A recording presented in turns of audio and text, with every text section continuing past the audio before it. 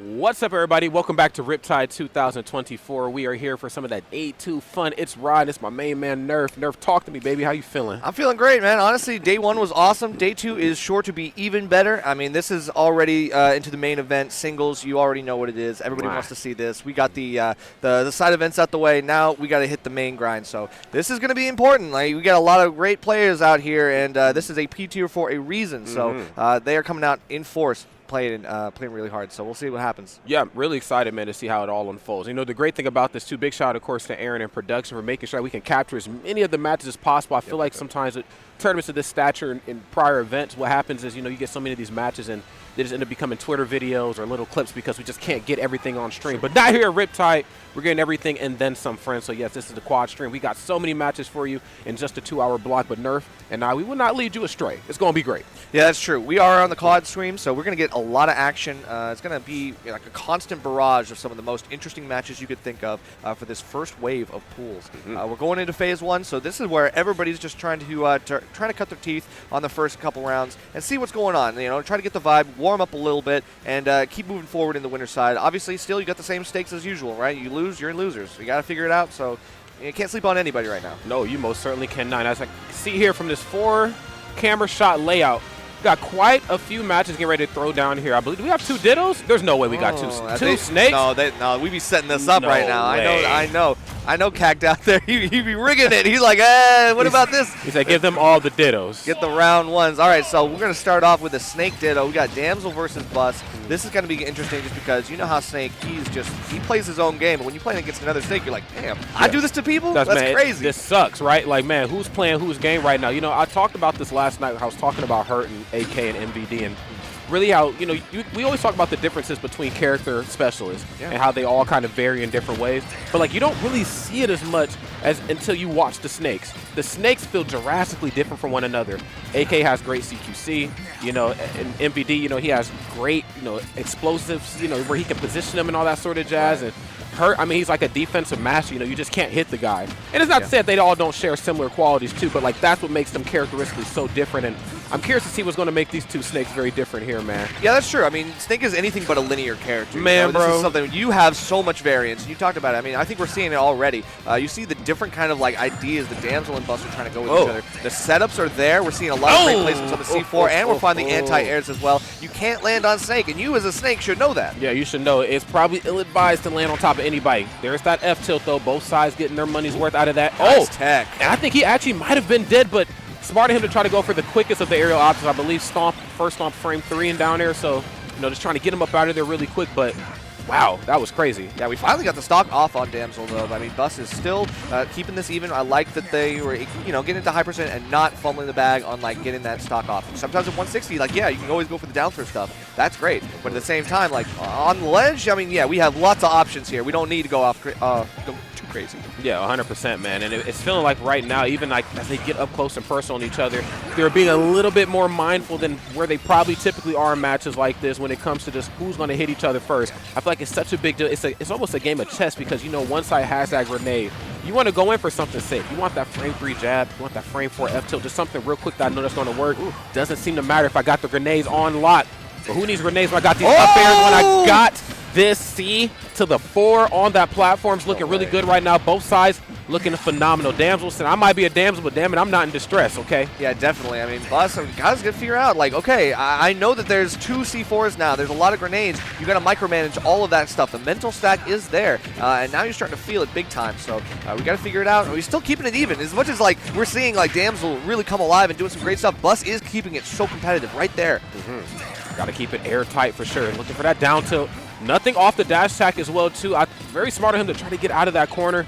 Again, he's just taking so much pressure, so much damage, being caught in that corner. Grenade gameplay not quite coming out for you. Might as well just try. Yeah, there's another one, but unfortunately getting punished again. Ooh, neutral get up. Yes. Okay, we just going to do the same dance.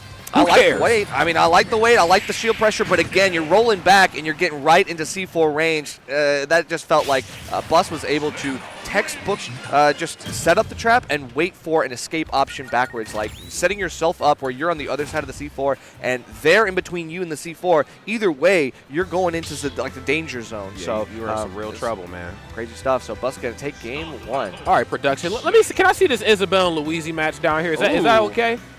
Oh, you know, okay. let's do it. Puff Lord is okay. Yeah, that's right. Lord Polar. Okay, it's interesting. Oh, yeah. Well, dang, let's be real. That's Luigi at its finest. Like hit that intangible head and said, "All right, well, game over." And that's the game, guys, and that's the episode. No, but I really like watching Isabelle. You know, it's a very interestingly designed character. She's one of the few characters with moves that are actually plus on shield. Yeah. You know, her and Mega Man and. I believe there's probably one other character. Oh, the Ice Climber's duh, but that's because there's 2 people hitting you at the same time. True. But it's always nice to see this character get played because I think the running thought was that this character is bad. And for the current era of meta, you know, an ultimate meta we were in, the character was theoretically bad. But I think as things began to centralize, we began to realize that these characters actually ain't as terrible as we thought. But no more Isabelle. It's like we're going to get the Yoshi this time. I'll take it. I think that's fair. Bringing it to last stock with the Isabelle, though, definitely a testament to Puff Lord's patience and skill. So you're going to have to see what a better character is going to do in the hands of Puff Lord. Against Polar, I mean, this is still tough. You're playing an aerial game. That does help you avoid things like the grabs. You don't want to get 0 to death. And so far, Puff Lord is still getting comboed, but finding some escape options. I appreciate that. Yeah, we'll take the Phantom Fist, even though I don't know if we meant to go for it, but we'll definitely take it. Get off this platform. Close quarter combat versus Luigi. Ill-advised. But good DI. Heavy on Yoshi, so got to watch out for that in the future because next one will kill. Oh, and I'm loving this too. Again, Yoshi understanding the airspace and just kind of how they play an effect around it. Luigi's going to do a lot of jumping. That's okay. Meet him head on. You got that frame 3 in there. Oh, my goodness. But I got damage to spare. Loving that tornado, cyclone, whatever you want to call it. Got him up out of there. Yeah, it's like one of those DI mix-ups where it's like you're really able to kind of cheese a little bit. You see what happens, but the double jump armor is a really good boon for Yoshi in this matchup.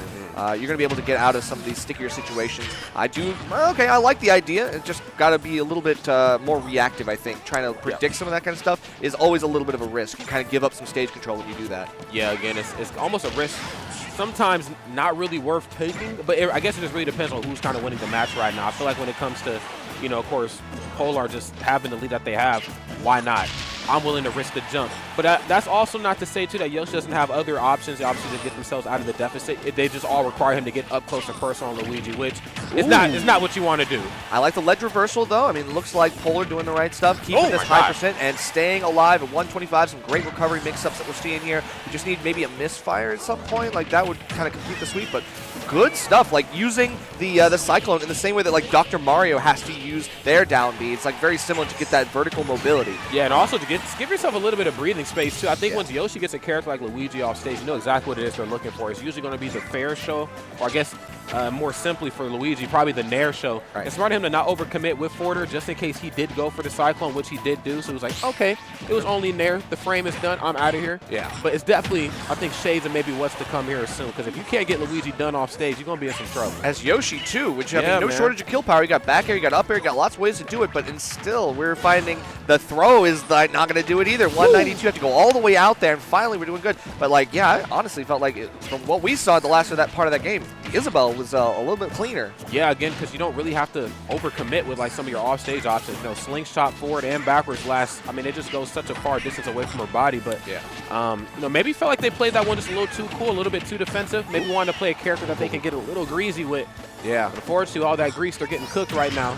Yeah, I don't know. Oh my God, up smash. Doesn't get anything off of it. Trying to force him out that corner. But unfortunately, you're giving a Mario Bro the lead, so I can just kind of play the fireball game. You got to come to me, my boy. Yeah, fireballs versus eggs. I feel like, I mean, Luigi actually has a pretty good matchup in the projectile game. But wow, the instant tomahawk, like what the heck is that? Okay, 165 again. Yoshi's still heavy. Cannot escape that. It's the same way we won game 1 as well. Polar going to find that up smash to take the game. And we are up 2-0 now. Remember, it's all best of 5. All best of 5. They made sure to make that announcement right when I walked in, man. They said best of 5, Rod, just in case you ain't know. All right, production. Got to see this Cloud and Young Link thing going on down here? Yeah, let's get the sword fight going on. Number X. Right, I need to see the battle of the disjoints. This is kind of interesting. Okay, Ibex Chad. All right. Ibex I recognize. Chad I'm not sure But, I mean, we do have, like, you know, the sword fight. We got a little projectiles coming in from the youngling side. You just got to get those to get your approaches. But Cloud, I mean, he's got, like, an aerial monster, so you always want to give him a wide berth when he's swinging. Oh, nice. And just go ahead and let him swing on shield right there for free. That's something that I think when it comes to fighting against Cloud, the average player probably doesn't want to do, but you're going to have to. You're going to have to let Cloud swing. Back here is -3 on shield. Not very moves, and most characters' toolkit's quick enough to do anything about that. Let him swing. You will see the chink in the armor here sooner or later. That's true. Let him kind of wear down your shield a little bit and, you know, kind of stale the back air a little bit. That might help you out in the end one. But let's see. We got avoidance of the limit blade beam. That's really nice stuff. Good tether grab to drop and retract. Still staying alive, but, I mean, man, this is so close. It most certainly is. And for two very, very different reasons. Of course, you're playing up close and personal on Cloud and see stuff like this begins to happen. You tug at that cape, he's either going to let up smash or up B sing. If these later percents, it's definitely going to be up smash. But right now, going back to more of this turtley sort of play style, I have the lead. And, of course, you're going to have to overextend just a little bit to get the job done. I'm going to start playing the up B out of shield game.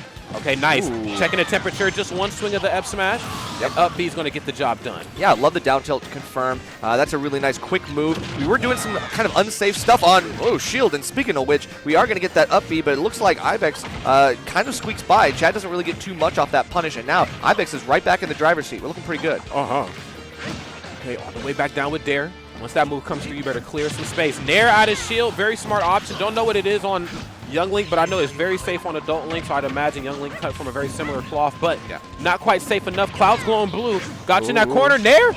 Okay. Wow. With the Tekken. Oh, my gosh. But just because you didn't have the limit, you had nothing left. I think you might have been better served to save it in the tank and try to go for something else. But, yeah, you can tell the blade beam wasn't there, and Ibex is going up 2-0. Wow. Okay. He said, I'm the biggest Chad on this stage. That's right. Alrighty. It's like you were the Chad, but I am the Giga Chad. I'm the Giga Chad. I've evolved to racialize. That's right. Terra Chad. I'm Terra type Chad. Terra type. Where's Lyric at? Exactly. All the HP, man. All right. So let's see. What do you think Chad's got to do to come back from this one? Man, it's a tough one, dude. Again, Cloud is such a polarizing character on stage, but off stage, there's so much to be desired. Well, I mean, maybe we got to desire more. Maybe Wolf is the answer. And Wolf might actually be the answer here, man. Somebody a little bit more centralized in the middle in terms of what they can and can't do. Obviously, Cloud and Wolf cut from a similar cloth in terms of off-stage shenanigans. Offensively, devastating. Defensively, struggle a little bit. But, you know, get a little bit more bang for your buck, I feel like, sometimes with Wolf. But, yeah, I definitely think the funnies are going to have to win out here. You do have some anti-projectile play in Wolf late, like, baked into the mix. So I think that might be the X factor here. Right now, you're still getting caught on ledge. Good, interesting tech on the ledge just in case. But, yeah, we're just finding a lot of struggles here to try to get our footing. Yeah. I think really just knowing when to jump is kind of the bane of both of these two characters' existence. Like once I figure out, oh, this is when Nair's coming out, this is when Fair's coming out on Young Link, or this is, I guess, Nair and forward air, or even back air for Wolf. I'm kind of in a good spot. These moves very tough to deal with on shield, but if I know when you're going to swing and most importantly how you're going to do it, whether it's like forward or like retreating, like the characters could. As it stands right now, Wolf unfortunately kind of caught between a rock and a hard spot, or I guess in this case a Young Link boot and a Young Link bomb. Yeah. Two not very good spots. There's down throw. Dash attacks want to get it done. There's those bread and butter combos. Yeah, we got to rely on those at this point because you're still really falling behind the percent. Got to get something here. And we're still alive. That's okay. But again, it's like the mix up the recoveries. You know, this is a linear recovery that you got to like remember. Okay, there's only two options you can go for, and there's really only a couple angle options on the up special. So it's a little bit easier to kind of edge guard Wolf. Still, the roll in just barely missed space by Ibex on the grab. Yeah, I can tell Chad is more focused on staying out of these unfortunate situations and maybe capitalizing on the situation that's there. And I don't blame him. Of course, Wolf, on top of just being a combo monster, is also combo food for a lot of characters, especially for a character like Youngling. So I get it. Trying to get back towards center stage. Grounded up beat. Yes, going to get up air or forward air depending on what the DI is. Yeah, that's a combo food right there, exemplified, Rod. I mean, honestly, being able to get that up air out of a fast faller like Wolf is huge. We're going to get a nice roll read tech in. I love that. So we're going to get the down smash. Good stuff here for Chad as we're bringing this back to a competitive space. Oh, yeah. No doubt about that. Rolling out of the corner. Of course, dash attack just a little too heavy up close and personal. And yes, just looking for this bread and butter stuff. I think, you know, you see a couple different type of Wolf gameplays played. But I think no matter what type of play style you have, you got to know your bread and butters, your throws to dash attacks. You also have to know when it's time to just go for empty jumps, to bait out a jump, to go for forward air. That's something I think Jackal and Alter is just phenomenal at, baiting out those jumps. knowing when it's okay to say, I'm going to jump, I'm not going to press a button, versus when I'm going to jump and I'm going to press a button. Right, but you that can tell right there just opens up doors. That's true. The spacing there, unfortunately, is just a little bit lackluster. We were trying to get fair to bear. Some of those bread and butters are not working right now. I can see the air dodge coming in. That's a panic option, but Chad stays alive for now. At 152, we can get some full rage Wolf shenanigans here at 80%, give or take, on Young Link. You never know. Oh my God, yes. Unfortunately, you have to play up against this monster, man, and it's tough up close because, again, Young Link is so quick and, most importantly, so safe. And then on top of that, disjointed with projectiles. I mean, this is kind of like the bane of a lot of characters' existence. But yes, taking the page out of Ouch and Jackal's book is that up tilt. Yep. We don't get to see it come through very often, but when it does come through, it comes through in a big way. Yeah, it's perfect on this tri-plat stage like this, where you know they're going to be looking for a platform escape. And of course, yeah, you're looking for the downer too. It might be a little bit risky on Ibex's part. Still, we are not far behind on the stock take, so now we're going right back to last stock here. This is Ibex's chance to kind of close this out, but Chad still fighting hard with this Wolf. Yes. Come down through the down air. That's definitely a move when it comes to you want to clear a little bit of space. Knowing also how to jump in and around Young Link's projectiles, I think, will give you the upper hand in this advantage. I think the game is going as well as it probably can for the most part. You know, we haven't quite seen, and of course, I didn't see game number one. I don't know how much leverage he's gotten off of Boomerang, but as it stands right now, he's getting a lot off of it now. Oh, okay, my goodness. Has to go for the Wolf Flash here, just based on the horizontal pressure. The bomb was really nicely placed, but you don't get a true follow-up, so even the Nair is not going to do it. High recovery, and yeah, you overshot the ledge, my man. That's going to be an easy stock there for Ibex. Take it 3-0. Yeah. The hard-fought one, too, for sure. Again, I didn't really see how game number one went. Game number two definitely, went down to the wire. We got to see Cloud be Cloud. Mm-hmm. I just think when it comes to fighting against Young Link, specifically between all three of the Links, when you get him caught in that corner, his moves are safe, and sometimes Young Links will autopilot because of how good their moves are. That's true. Beat them out at their own game. Start back airing if you're Cloud. Start forward airing. Go for those two moves. Very safe, criminally safe on shield. Very large, and most importantly, in charge. Start out-swinging Young Link. Yeah, I mean, you got some range, a little bit to kind of contest the Kokiri sword. You got a few things to kind of really get up in there and scrap with Young Link. I think that's the benefit of going from Cloud to Wolf, as you mentioned that there are a lot of similarities in those. And the gameplay I think we saw was very similar. But once we started adding things in like Blaster, I feel like that was where we were starting to get a little bit of leverage. But of course, I think it was too little too late. Ibex was able to close it out on the edgeguard, and that was a crucial edgeguard to close it out on. So yeah, 100%, man. Definitely textbook stuff. Again, that's just ultimate one-on-one, how you get back to the ledge. And smart on, of course, Young Link as well, too, for not, like, fumbling any of those. I did feel like with the Wolf gameplay, as solid as it was in the middle of the stage, when they got caught in the corner, they shifted their focus more on getting out of the corner versus, capitalizing on the situation at hand. So regardless, that match went the way it was supposed to go. Let's go and take a peek at this one here. Gray versus Duncan, Bruce Wayne versus Batman, Tony Stark versus Iron Man. I mean, you've heard all the tropes, okay? That's exactly what's going on right here. That's true. I mean, this is more like Tony Stark versus Ultron at this point. Yeah. It's like, oh man, this is a monster of my own creation or something like that. So we're gonna have to see what's going on here. Zero Suit Samus, a lot of mobility in this character, but we all know that the evasive potential of Dark Samus is there. We just aren't seeing it right now. A very quick stock from Gray. Yeah, I think up B out of shield when the pressure gets too thick. Little things like that can really help save Power Suit Samus and Dark Samus here. But unfortunately enough, just kind of getting beat at their own game. I think these early percents are so pivotal for Samus and Power Suit Samus. Or Zero Suit Samus and Power Suit Samus, excuse me, just, knowing how to go for those tit-for-tats, those low-percent combos that hopefully will lead into something larger in the later part of the game. But doesn't seem to matter right here. The off-stage gameplay, on-stage gameplay, doesn't matter. Your destiny belongs to Gray here in this match. Yeah, no nonsense here. We're just going straight for the jump callouts. We know that Samus wants to use as many resources to try to go high, try to go low, but we need to see some of those low mix-ups, I think, from Duncan. We got to get some low recoveries, or else you're going to get eaten alive here on the ledge. Yes, you most certainly are. My God. That Nair, man. Nair, of course, very safe, but I think pretty safe, or pretty big, excuse me, and slow, but pretty safe on shield as well. So if spaced properly on Zero Suit Samus, of course, you can toss that out for virtually free, even if it gets parried. It's kind of like one of those annoying moves, almost like Rob's aerials. I'm like, damn, I parried this and still got nothing. Yeah, exactly. I gained nothing here. It is a parry in which I am having to reset again, and that's really unfortunate because it's like you try to get yourself a benefit from that, but of course sometimes it's just not in the cards for you. Gray still trying to set up this third consecutive edgeguard. Honestly, it's been 3 really quick stocks and staying alive at 103. Duncan's got to make a play here. Yeah, you got to make it in fast. Of course, reading the air dodges and going to go for the F tilt. Now, this is, I think, the point of the match where if the stocks were a little bit different, where ZSS kind of struggles against Power Suit Samus. Now, in terms of frame data, she's much quicker, but Power Suit Samus has very strange hitboxes on her moves, up tilt, down tilt.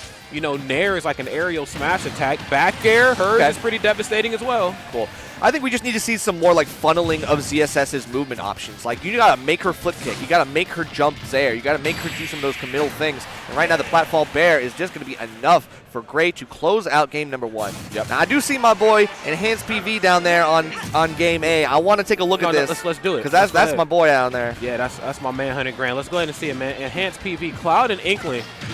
You know, this is definitely the Inkling event for those who don't know. There is quite a bit of Splatoon happening here. Yeah, definitely. We don't see too much bit. representation in terms of like the top level, but we did just see Inkling go pretty far in a major region. So, I mean, I know that this character can make something happen, just not with a recovery like that, especially against Enhanced PV, who is insane on the ledge. That's right. Just to be, clear, this is not regular PV. This is the enhanced version, okay? Yeah. So please proceed with caution, friend. Enhanced PV 2.0. That's right. And as it stands right now, Enhanced PV, of course, with a pretty commanding lead. Of course, a little bit of rage to work with. A lot of bit of rage, excuse me. But unfortunately, might have to burn that. Oh, what limit? Has to air dodge back to the ledge. Great situation awareness right here. But the parry. Bro, the splat on the way down. Are you kidding me? Game sense, man. This kid's got it in spades. And what can I say? But he's still getting caught on this jump. A little too aggressive on that ledge guard. Try to look for a trump. Wasn't going to be in the cards, but hey, gets too close to the fire. Jumps out, jumps back in right in time for the up smash to clip. And it was a trade, but a one that JJ Jr. will take. We'll definitely take it.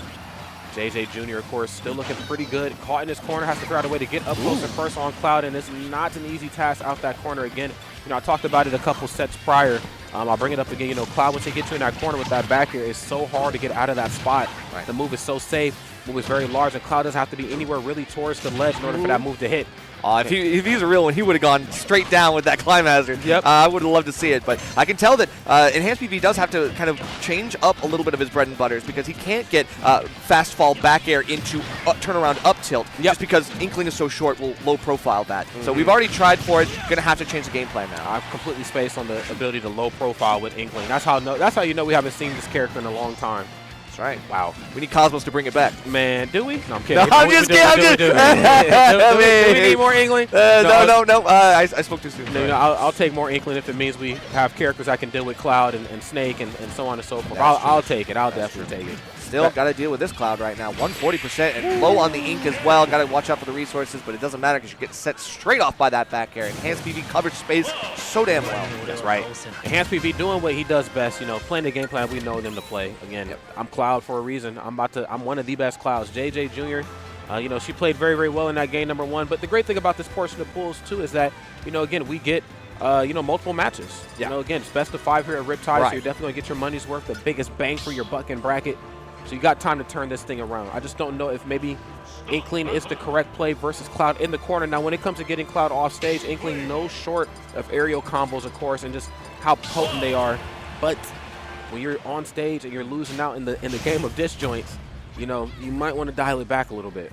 Yeah, no, that's absolutely true, Rod. So we're going to Hollow Bastion, and I think maybe this might be dialing it up. So this might be in the opposite direction, and that could be a viable strategy as well. Sometimes you got to take Enhanced PV at his own pace, because he's going to set the pace of the match real quick. We're already seeing it. And as a patient enough character like Inkling, sometimes you can struggle to play at a faster pace. So you got to make sure that the high APM ability is there for you. You got to be able to keep up with Enhanced. That's right. So the Hans is moving and most certainly grooving right now. Both sides working with a little bit of meter here. Going to go for the short high backer. Caught in the corner. We'll see if we've learned our lesson. Oh my God. Jesus Christ, Nerf. No back air, but that time electing to go for up smash. Wow, I mean, talk about reads upon reads, I tell you. The slow turnaround into up smash right as you see the neutral get up. I mean, honestly, that's like nightmarish.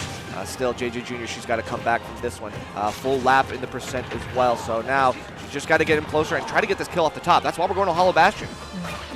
Okay, no F smash, looking for the KO in the corner. Almost there, and nice. The scoop on the up smash, completely spaced on that. That was just enough rage, and the ceiling's just low enough that Enhanced PV at the last second loses the stock. That's why we do the stage counter picks, baby. And great on JJ Jr. for knowing that, okay, look, my opponent's up close and personal. They're trying to space properly, but it ain't proper enough, okay? Let me show you what a real scoop looks like. That's true. That scoop can be really good. We saw one of those trades in the game 1 where it's like, you can steal a couple really nice interactions. Still Enhanced PV being able to take that big dash attack. A lot of pressure here with the blade beams as well. Going to have to go low. And yeah, Enhanced just kind of like lets go of the gas. Tries to wait for the get up option. And now a perfectly shield on the get up attack. Now what can you do? That's right. Gonna go for the rapid jab, of course. Just looking for some residual damage here. Looking to cover Cloud. Looking for extra damage on some of those hits. Smart on Enhanced PV, though. Anytime they get covered in ink, they just go for up B. Or I'm on that top platform. Boom, I'm out of here. And being able to like evade capture there was basically just like, okay, I'm up, and then drifts down so evasive. It's so hard for JJ Jr. to keep an eye on where Enhanced PV is going at any given moment. Now this edge guard could turn into something. Nice high recovery. Now we get something here. Can JJ Jr. turn this around? Back throw. Okay, nice. Gonna go for another one. Consistently having him off stage. JJ Jr., of course, there's a will, there's most certainly a way. She has to find a way to get some more ink online, but most importantly, get back to the stage here virtually unscathed. No back air, but that's just go for the forward throw here. This time Enhanced PV knows I am in firm control. You're playing my game now. Yeah, when he sets up on ledge, he's a different kind of beast, but now we're kind of barreling back with a little forward air. Just get a little damage, try to get yourself the insurance policy. Low on ink, though. Again, we're running low on the resources, and no shortage of resources on Enhanced PV side. The turnaround up B with the limit power behind it. That's going to be a 2-0 lead for the boy. I got to give it to JJ Jr., though. Knowing when to go for forward or out of the corner, I think was huge, and maybe a note to keep in the back of her mind for this next game. It's a fast option. A very fast option, and again, it kind of counteracts like how deadly I think back air is on Cloud. I mean, safe, sure, pretty slow in the startup. If you got to move that's quicker, toss it out and fast, because trust me, when one back air ends on shield, guess what? Another one's coming. Don't even give them the opportunity. That's true. Let's see if there's some notes right here for game number 3. Going back to PS2, it looks like. Oh, wait. What's this Incineroar match down here? Okay, yeah, let's take a look at Incineroar. Honestly, Incineroar and ZSS, kind of crazy. It's even, but I mean, we do have a little damage on the Incineroar still side. Gray and Duncan. Damn. Cool. So we switched some characters. So instead of the Dark Samus, we switched to Incineroar. Uh-oh, did you just... Whoa, with a turnaround too? Oh, wow. Okay. We're getting fancy-smancy out here. I'll take it. Okay, going to pop through the middle of the stage right here with the dash attack. Of course, just trying to break that zone that ZSS is trying to keep you out of. She's always going to go for like short hop nair, fall all the way forward, or just to kind of condition you in and out of her bubble. But Incineroar said, look, I'm going to impose my will, damn it. Oh, my God. Trying to impose the will, but I think missing too many techs. I think we're seeing a lot of tech situations work out. But, okay. Catching the first hit of forward smash with the revenge, that's kind of crazy. Now we got a lot of power, but I think we've already lost it. Just waiting for this the wiggle whip to do some work here for ZSS. Good magnet hands on that up special as well. But, where you going? Forward throw, get him back out there. Quick 64%, looking for the neutral special just to give himself a little bit of coverage on the way back down to the stage. And back air, once again, claiming another stock. That movement is just so good. Had a chance to make a punish, but unfortunately we don't get too much. Tries to get the revenge there on the up smash as well. We're going for a lot of it from Gray's side, but Duncan just trying to play evasive. Doesn't want to get too close to that because you will get clipped. Yeah, I mean, and I don't. Oh my goodness, do it again. Do it again. And I don't blame him for going for that too. I mean, looking for revenge versus a character like ZSS, he has a lot of small hitting moves. Yeah. So obviously the risk versus reward thing is just, it doesn't really play out too, badly, but. For the most part, definitely got to figure out a way to, get your fundies together, because as it stands right now, you're kind of getting out-smacked here. Yeah, okay. You are really going to have to look for a read, and probably not that one. Looking for a couple of... Damn. Oh, my God. That was ruthless. Damn. That was anything but nice right there. Wow. 3-0 for Gray. What a flashy way to finish it, too. I mean, they were looking for it. They were looking for it throughout the majority of that match. I believe it's the same match where we had the Power Suit Samus, right? Or am I bugging? Yeah, that was that. Oh, no, that was, I think that was, yeah. Yeah, that might have been the same match. So I'm like, yeah, I get it. They were looking for those flip kicks. I mean, early parts of that match, and for good reason. I mean, ZSS gets you off stage versus Incineroar. Yeah. You got, I mean, every character in the game has a window of time that they have before they have to make a play back to the stage. I would imagine whatever time that is for most characters in Incineroar is like in half. Yeah, very close, very close. Yeah, it looks like Enhanced is going to clean up his match with a 3-0 as well. Let's take a look at X. We were seeing a little bit of the Charizard. We saw some PT on the screen. Now we're seeing Grapezard versus XYK. Grapezard is a name that I recognize. I think it might be Tri-State, I believe, but don't be mad at me if I'm wrong. Okay. No doubt about it. I mean, Tri-State, of course, has some of the strongest Pokemon trainers in the business. So, yeah, I mean, would not be surprised they were all cut from the same cloth. But Sure. Let's see how this one is going to fare right here. Dash attack, of course, from Power Suit Samus, a very, very slept-on option. I'd almost argue maybe a dark horse in their toolkit. I mean, you know, oh my goodness, good waveland. Oh, I'm coming through. Doesn't matter. The charge shot, who cares? Well, I mean, maybe you should care a little bit because on shield, you got plenty of time extended through that charge shot for you to bring up the shield and protect yourself from that. That's right. So. And not the quickest options out of shield for, you know, Power Suit Samus. I'd argue I think up B is probably the best and the quickest one, but, you know, damn, when you got that much time to make something happen, why not get a little fancy? That's true. Okay, Squirtle now, yeah, we get a pretty decent edge guard here, but it's hard to pin down Samus when she does that wave bounce down B. Being able to just kind of like drop the bombs and kind of delay a little bit, make it really hard for you to kind of pin down her movement. That's right. It's smart right there on XYK to, you know, go for some of these long-lasting hitboxes. Again, you know, forward air and nair too. Both of those moves last quite a bit of time, and trying to punish Pokemon Trainer coming out of the Pokeball, I mean, I think that's huge. You know, knowing how to punish the switch, or any character that transforms for that matter, you know, is huge in the matchup. It definitely is. I mean, people think of it as like an air dodge, but hey, you know, that's a frame trap opportunity if I've ever seen one, you know? We do the same thing with air dodges. There's no reason why you can't do the same thing here. And we've seen really good players have some anti-PT tech because of that. They know when they want to get their opponent to switch, and they know when their opponent wants to fast fall. We're catching that bola, and we got that nice charge shot to take a 3-0 over Grapezard. XYK moves on. That's right. Great stuff. I mean, we're getting a lot of Samus to this block. I think the world's starting to become kind of hip to how great the character is. I think Mars, of course, kind of reinvigorated. You know, how Icy Mist too. Icy Mist as well too. I think, you know, Mars for the ZSS. You know, we had a couple of those here this block as well, and then of course Icy Mist. You know, and Siske and everybody. You know, just Power Suit Samus. I've always been a believer in this character. My roommate plays this character, and I hate fighting him. and not for the reason I think most people do. Look, the charge shot, none of that. It's the low percent stuff. I said, why is this character like this? Like this is. It's like, I can't kill her. She's just like, I literally can't get my hands on her. She's like forever. She runs away, and she's got this like evasive, like will she, won't she come in and like throw out the Zares, throw out the really long grab range. There's a lot of things going for that character. She can catch my air dodge. Maybe in this meta, she could be the future. Meanwhile, messed up, man. Ike, Mr. Nario Shield. New meta question mark? Absolutely not. No. But you get a shield break by Jigglypuff of all characters with this. Yo, no. Oh, God, that's crazy. That just happened. Wow. Okay.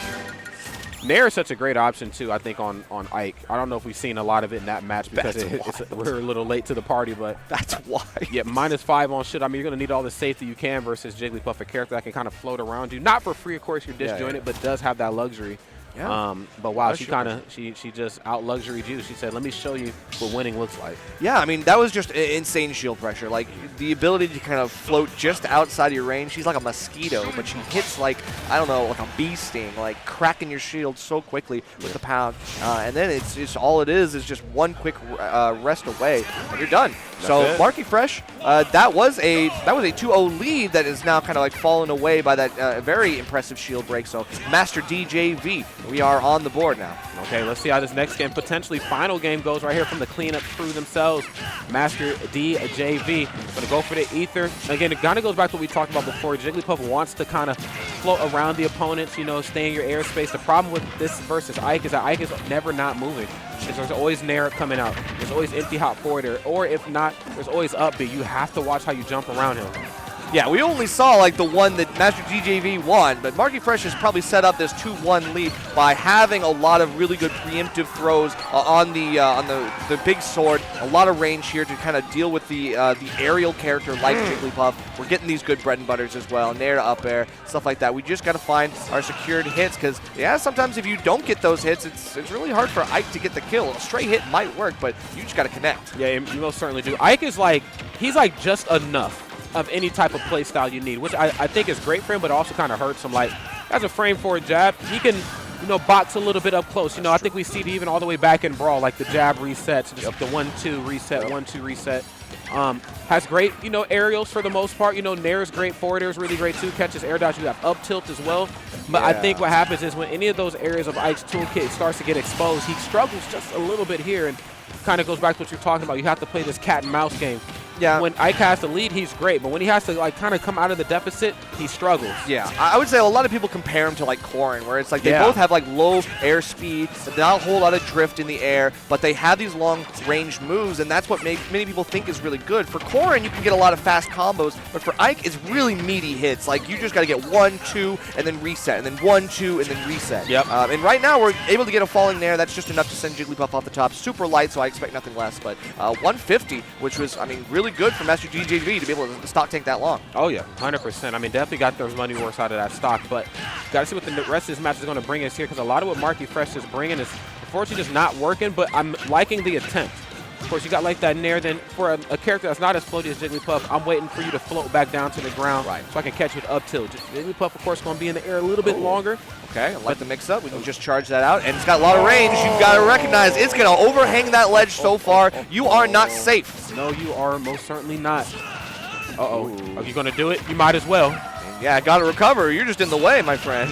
Okay, nice. Cutting through right here at the deficit. All right. Oh, okay. You tried it. You tried it. You're in some trouble. Oh, no, you're not. Yeah, I mean, I think you still want to give it a wide berth, but like you're in the air, it's not going to work on you. So it's like you still got a lot of freedom to go for that, and you can kind of fast fall when you do it. So, okay. Both sides filling each other out here. Another short hop nair on shield. Too many more of these, and you can spell something really terrible right here from Master DJV. Yeah. Dash attack through the middle of the stage. Okay. Pound. Grounded pounds. We got this. Now an edge guard. Okay, good. High quick draw. I love that. So that's going to be a really nice way for Marky Fresh to mix up and find feet back on ground. Perfect for a reversal. Master DJV tried to delay as much as you can, but even then, you got the stock lead. Marky Fresh going out there. That's a fresh kill. Fresh kill, man. Tenacity only prolongs inevitable. I'm coming to get you, my boy. You off this stage. That's not where you're supposed to be. Yeah, that's true. Great stuff right there. Again, we're starting to see a lot of like we're seeing a lot of matchups that we don't typically get to see at this portion of bracket. And again, I think this is just kudos to production, being able to capture so many matches. Jigglypuff and Ike, I would never have guessed it. Yeah, I don't want to see nothing off stream. Everything's got to be on stream. We want this captured for all in its glory. Capture all of it right here. As you can see right now, Moeru and Budam. Yeah, Moeru is MDVA, another MDVA Cloud. They're really kind of like one of those up-and-comers. Budam, I've heard the name, not really super familiar, but this is probably a match that Moeru is very familiar with. Yeah, I mean, you should be. This late in the Ultimate, you better know how to fight Wolf. Especially in Maryland, you know, they got plenty of them, but the get up into the Kali Ma, you got to watch out, man. That's right, Budam, the boogeyman right here. So I'm coming to get you at this ledge of the stage. Okay. As it goes, retreating with the lasers. Again, no surprise there. I mean, any character with the nice neutral special, once you get that lead, you start to kind of lean into that. Then a little bit of the limit charge, just trying to figure out how do I get my way back in. It's the mix-up between the timings of the back air and the forward air that usually do the job for Cloud.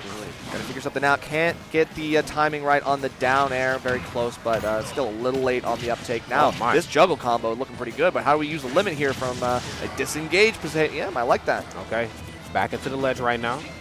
That's going to go for the up air.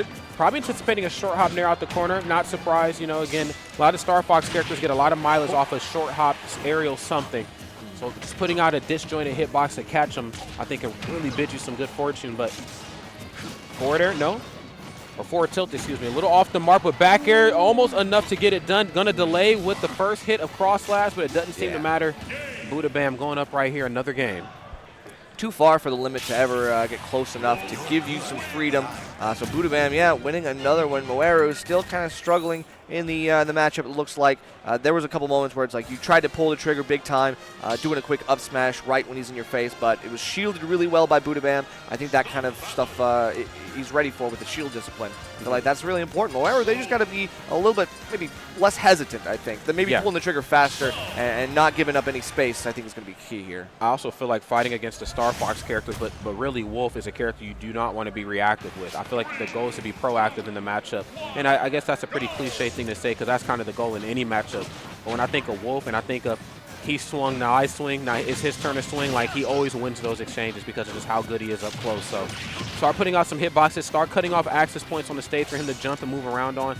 That right there is a sure sign that you're going to do, if not win, at least do really well versus Wolf. When he knows that he cannot jump and move for free, that's when Wolf, I feel like, really starts to struggle. Yeah, that's well said. And right now we have this good advantage state for Moeru. A lot of damage kind of was uncontested. Double dash? Yeah, Damn. taken right out to the other side of the stage. Budam is going to come out swinging, but at the same time, Moeru finally uses the limit for good here. I was saying there before, man, being proactive and not reactive in the matchup. Budam, of course, now has to play the reactive game to some varying degree. And I think versus Cloud isn't the worst thing in the world for a Cloud to want. I get to play the up B out of shield game. If I guess properly, I'm good. Yeah. If I don't guess properly, do I take an aerial, an up air or forward air? You know, sure, that's fine. Yeah, that's fair. It's not like the worst, you know, option in the world, but this match starting to spiral a little out of control right now. Yeah, I think we need those mix-ups anyway. You know, I think throwing out the blade beam, we do see a flash of the reflector. Wasn't really enough to kind of threaten, but yeah, Moeru's got to be kind of key on that. It's like, okay, the projectile might not have as much leverage like half stage or full stage as I might want it to. 100%. Back throw? No, actually, let him off the hook. Okay, I thought I was actually going to try to get him off stage here that time, but why when the damage just comes to me? I don't even have to force you off stage. Smart on Budam right there, just kind of let the damage come to him, knowing, oh, you're not going to be able to grab ledge, I'm good. Yeah, that just looked like an errant climb hazard. Might have been a misinput or something like that to go right above the ledge so high where it's like, you know, Wolf's got lots of options to cling, like just claw over the ledge to make sure you can find their mark. But at the same time, the run-up up tilt won't be doing too much either. Budam with the dash shield, that's really nice, aggressive defensive play. That's right. Moeru right here, they're looking really good. Great positional advantage. And yes, I know you're going to try to double dash out this corner, and for good reason. It's an awesome move, but wait a minute, getting vacuumed off stage. I'm coming back. Oh, high lands on the platform. Expertly done, but at the same time, you still got to reset back to neutral, find that air dodge. We don't get the frame trap that we're looking for. That single hit of the cross slash doesn't really give you much time to like recover and do something else afterwards. That's right, yeah. It really doesn't. You just kind of have like a small window of opportunity to really make some magic happen for yourself. Moeru, you know, again, they're looking really good right now, kind of closing off these platforms.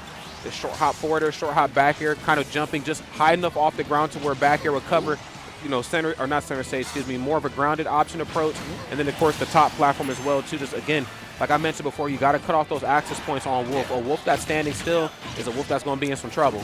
Yeah, Moeru had a really good lead, but I think kind of throws away the limit, I think, a little bit haphazardly. Budam now is trying to get this punish on the platform. Like you can see, he wants to force Moeru to the platform, but is still struggling to get a punish or an opportunity to capitalize.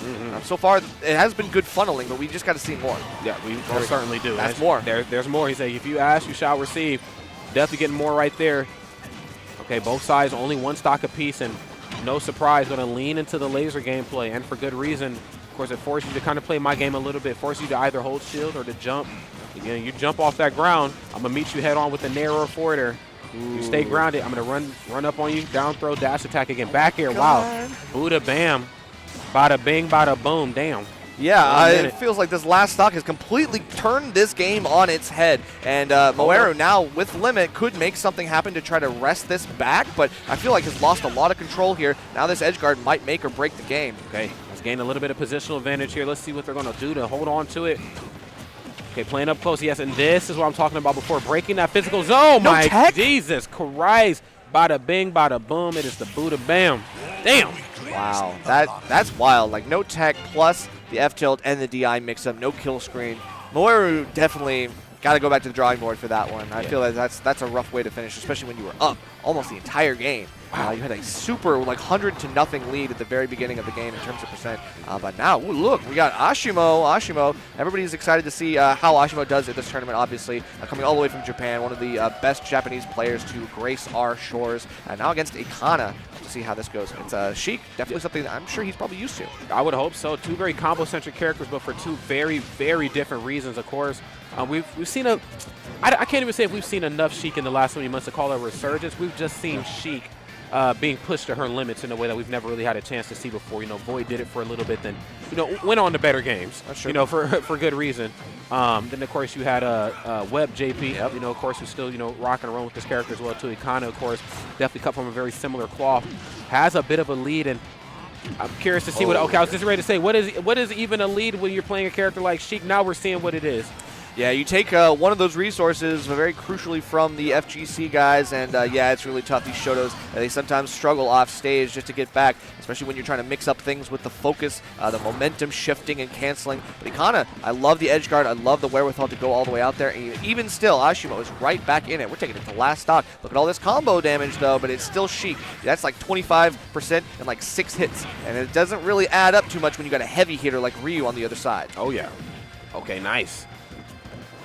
Okay, gonna go ahead and jump in nice and go for the Tatsu. These are things that I feel like Sheik just cannot, afford to get hit by. And I mean, of course, that could be said for anybody playing up against Ryu. But I think when it comes to Sheik versus the FGC characters, it's apparent. It's so important that she just gets every hit as clean as possible. Very finesse, no trades, no none of that. You do not have a lot of time on stage here with Ryu. See, again, another Tatsu, but for good reason, of course. Yeah. Of course, you see those opportunities off stage with Ryu. You really want to make him pay for it. That was a brilliant cross-up with the back air through the shield to land on the other side. Kana obviously doesn't have the auto turnaround like we do, so Ashima's going to be able to find a lot of really nice key neutral interactions to take game 2. Yep. Okay, but of course it is met with the challenge, of course. Ikana, he's playing very, very well. But the problem is that no matter how great your opponent is playing, if they're playing good, you have to be great. You know what I'm saying? If they're playing great, you have to be S tier because you're playing Sheik and sometimes just working at so much of a disadvantage. Right. Of course, you don't get the ability to trade versus really any character in the game. You have to make sure every hit is finesse heavy. Yeah. But I think also the one thing that I think Sheik has that, Ryu doesn't have in this matchup is the off-stage gameplay. Yeah. Of course, you have to focus on not being hit by Tatsu, little crazy things like that. But if you can work in and around the Tatsu off stage, she can actually get up underneath Ryu's skin pretty well. Yeah, that is true. Still, she's kind of like one of those short hop characters. So the fact that Asimo is already starting to crouch a little bit till just 1, look for down tilts, but 2 to low profile, is going to make it harder for Ikana to play his game. At the same time, like, yeah, we are seeing some really good edge guards. I think we got to see more. So far, that last game was good. It was close. Oh, my Lord. Took it to last stock, but close only counts in horseshoes and hand grenades. So it's like, I don't know, you got to take the game. Yeah, seriously, man. We'll go for back throw here this time. And good on Ikana right here from working around, focus attack, knowing that I am quick enough to basically, crap out 2 hits before you get that even started, A lot of characters don't quite have that luxury, but Sheik, just being as fast as she is, can, double jab really quick, double down tilt before focus attack is even finished. There's 1 down tilt, and nice. Of course, no buttons on the way down, too. That's not the Ryu way. This character's more focused on landing comfortably than trying to trade on the way down. Yeah, he's a tomahawk master. Loves to just, like, empty land, do nothing. It's like sometimes the best action is doing absolutely nothing, and that's the way of the warrior. I don't know. I must be a warrior then, because I love doing nothing. Yeah, honestly, well, that felt good because that was definitely doing more than nothing. That was a lot of something right there. That back air confirmed from Asimo. Very clean stuff. And now we have full rage Ryu. I don't even need to tell you how dangerous this man is. This is very dangerous, and I think he kind of heard you loud and clear, Nerfy, so I know it's dangerous, and I got to get it up off the stage quickly, thoroughly. There's the down tilt, jumping out of harm's way. That's another luxury I think she does have, is that she's able to jump out of crazy situations, especially when she might feel locked down, bogged down. The pressure's there. Yeah. By Asimo, and for good reason. This is Ryu. I get to spring my way out of action. Oh, my lordy, lordy, lordy, lordy. God help you if you see Ryu land an aerial on you when fast falling and gets ready for more here. Because, yeah, we are able to get those confirms. These confirms are so clean for Asimo. Like, the bread and butters are right there, finishing it off with a Shoryu. It feels like it's all just another day at the office. No, seriously, man. It most certainly is. Dash that nose. We're going to actually go for the nair here this time. Trying to tech chase so fervently. Again, that's the type of animal you need to see out of a Sheik player. Again, I'm on you. I'm chasing you down.